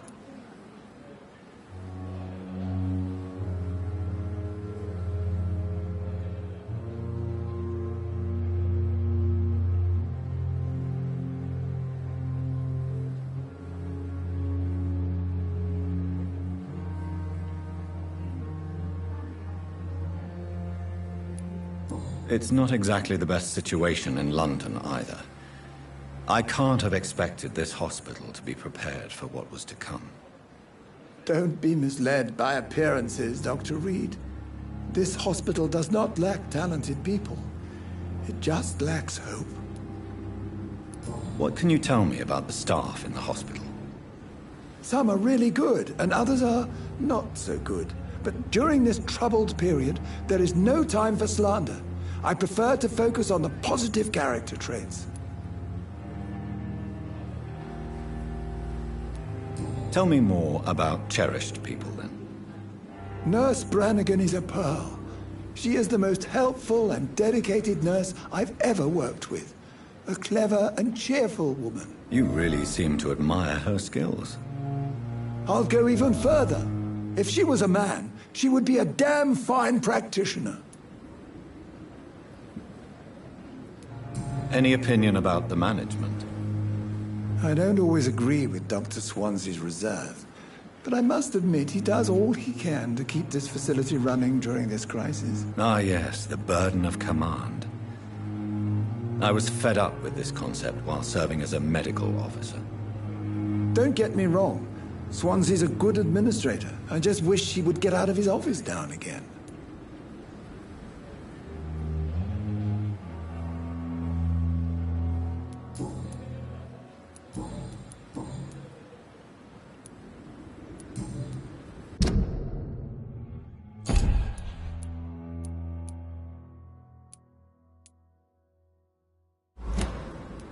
Goodbye, Dr. Tippett.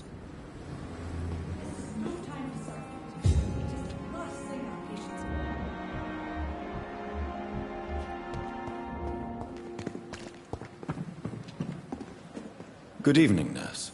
I'm Dr. Jonathan Reed, the new surgeon here at the Pembroke. Dr. Swansea has already told us about you, sir. I'm Nurse Gwyneth Brannigan. Welcome to the Pembroke Hospital. Did he really? It's a good thing I wasn't hoping to keep a low profile. All members of staff have already read about your new blood transfusion technique. Dr. Swansea made sure of that. I see. Well, I'm a little surprised, but I suppose I'll just have to deal with this unexpected notoriety. You must know, blood transfusions are Dr. Swansea's primary subject of research. He is convinced it is the future. How are things here? Not good, to say the least. We're struggling against an invisible enemy, more lethal than any bullet from a gun. It's hard, Doctor. An invisible enemy? Quite a poetic term for a disease, especially from a nurse. Sorry, Doctor. These last few weeks have been exhausting. We could all do with a good night's sleep. Do you think this hospital can survive the epidemic? We are all volunteers here, and we're trying to hold fast, but how do we beat an invisible killer? Some nurses have already resigned.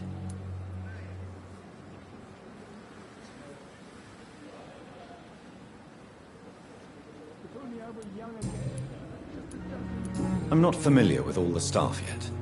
Perhaps you could help me. Brilliant professionals, most of them. Dr. Swansea has a gift for recruiting talent. Most of them. Is there a problem I should know about, nurse? It would be inappropriate for me to speak ill of a colleague.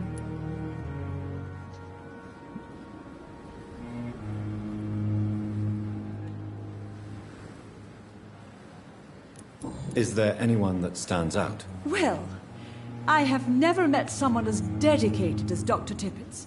He should be a standard for us all here. If only he were younger. Why should his age be a problem? I guess it's fair to say he's always pushing himself to the limits. He just doesn't know when to stop and get some rest. Nurse Brannigan, if you do know something, please tell me. Anything you say will be held in confidence. No. I may disagree with some conduct, but in the end, everybody is doing their best.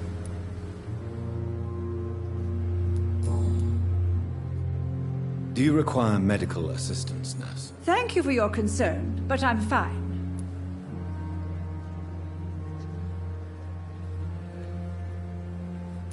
Goodbye, nurse. Call me if you need assistance.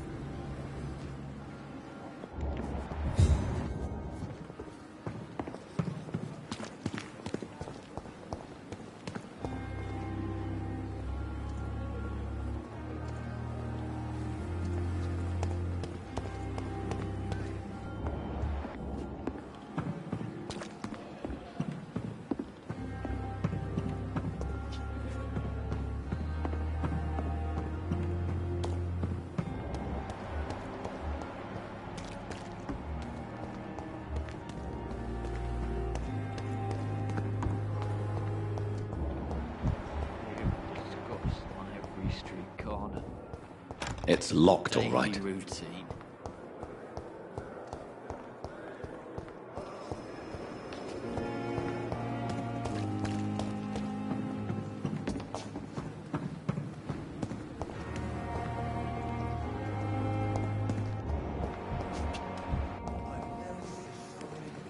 Good evening, Milton. Good evening, Doctor. Still trying to save lives? Do you need any medical help, Milton? I'm fine, Doc. Physically, at least. But I would give everything to be in a better place right now. Are you really smuggling weapons through the hospital? And why not? I've already been attacked by patients, you know. And by gang members willing to steal my money. But you're not defending yourself. You're selling guns to civilians. You keep people alive your own way, Doctor. I offer them another way to protect their health. How is the situation around here? You want to hear the situation is all right? It's fucking awful. We lack everything. And it's getting worse every day.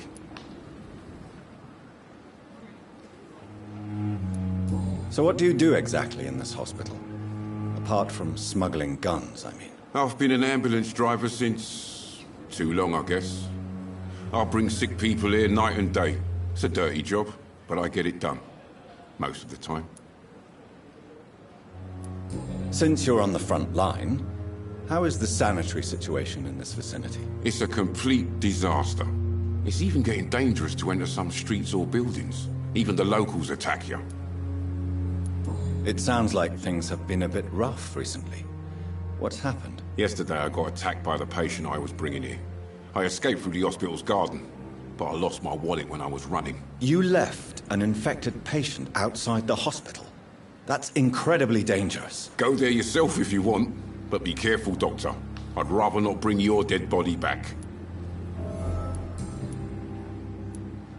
Why do you have such a mediocre reputation among your colleagues, Milton? Fuck them. Nobody knows the horrors I've seen since working here. This city was sick long before the epidemic, Dr. Reed. I know it's a difficult task, but correct me if I'm wrong. Is this not the job you are paid to do? I've seen babies left to die while their brothers were properly fed.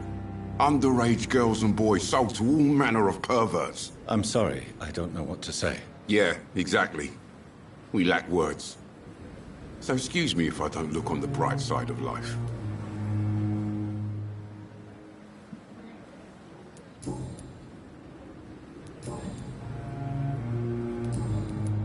I'd like to see your goods. Wise choice, Dr. Reed. A reliable gun is what everybody needs these days.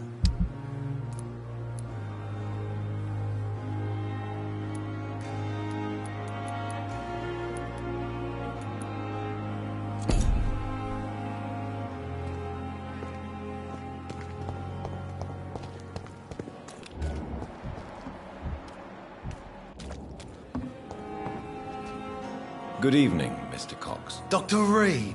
Still working at night, I see. I like that.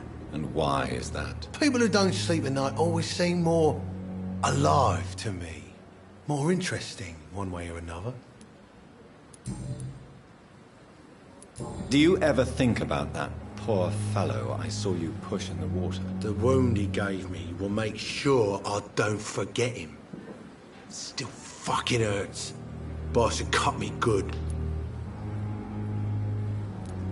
That man was determined to murder you. You almost died. What a surprise. The first time I met him, he nearly shit himself. Fucking coward. I guess revenge gives you balls.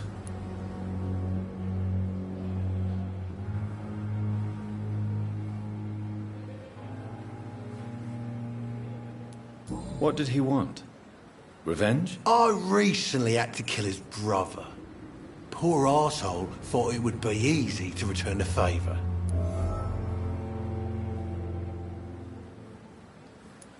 You're a monster, Mr. Cox. An ungrateful and disgusting man. I'm the toughest bastard you'll ever meet, Dr. Reed. And I don't give a fuck what you think of me.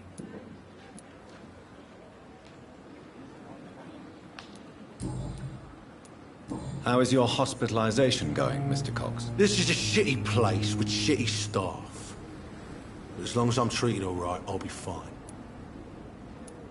What's wrong with the hospital? Come on, Dr. Reed. The place is a dump. Smelly, sad, and dirty. But you're alive thanks to the efforts and dedication of the staff here, aren't you? What are you expecting, a medal? I thought that saving lives was just part of the job. Must be an unsatisfactory profession at this time, I'm sure. What's wrong with the Pembroke staff. That bastard you sent to bring me here, Milton. I thought he was going to break all my bones before I reached my bed. I see. Any other smart comments? The nurses aren't too ugly. Especially that foxy one, Nurse Crane. Pretty brunette, tough attitude, all like that.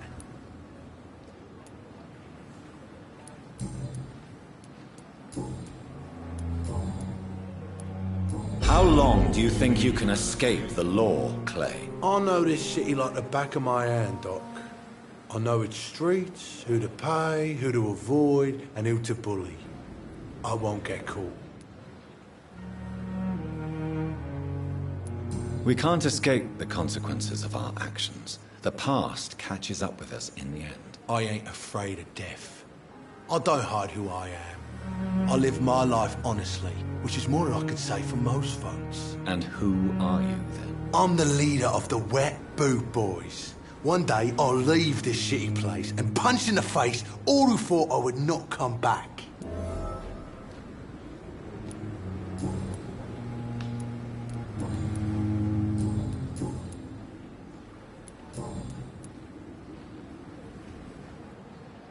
You're lucky to be alive, Mr. Cox.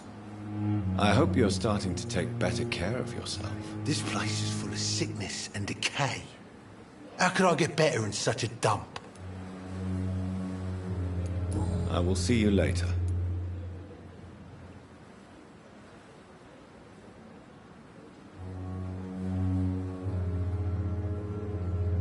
I'll leave you for now, Mr. Cox. When I get back, I'll have a word with Tom. He's really pissed me off this time.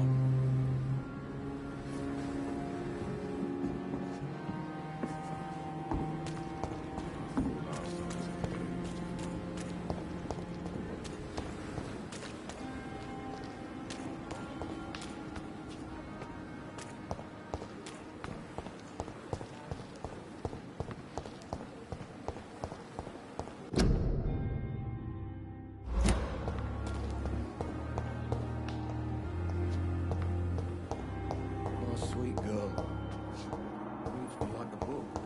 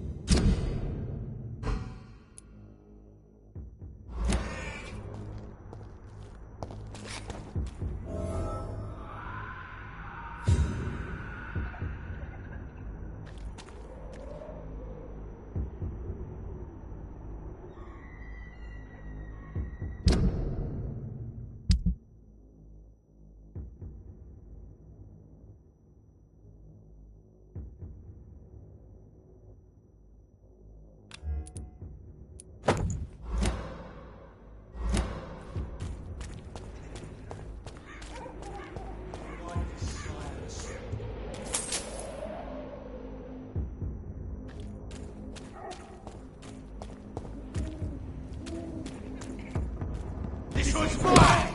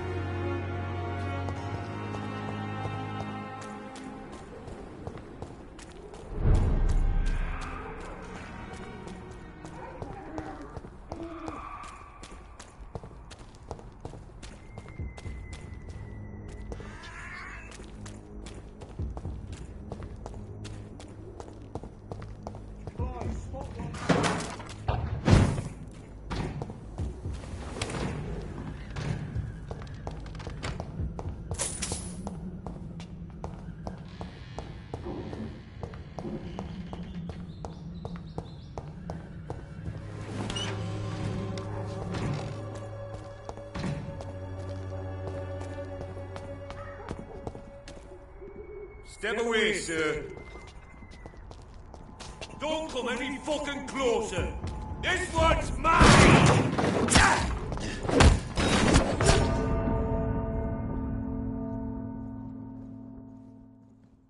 It's closed.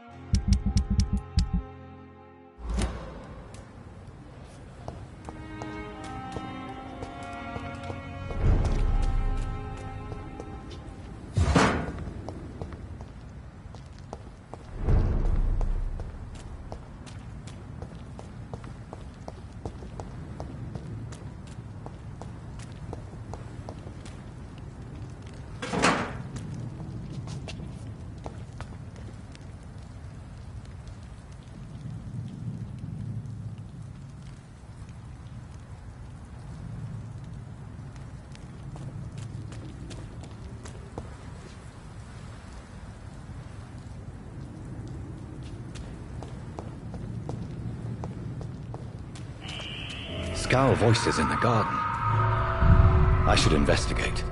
If they were to find somebody,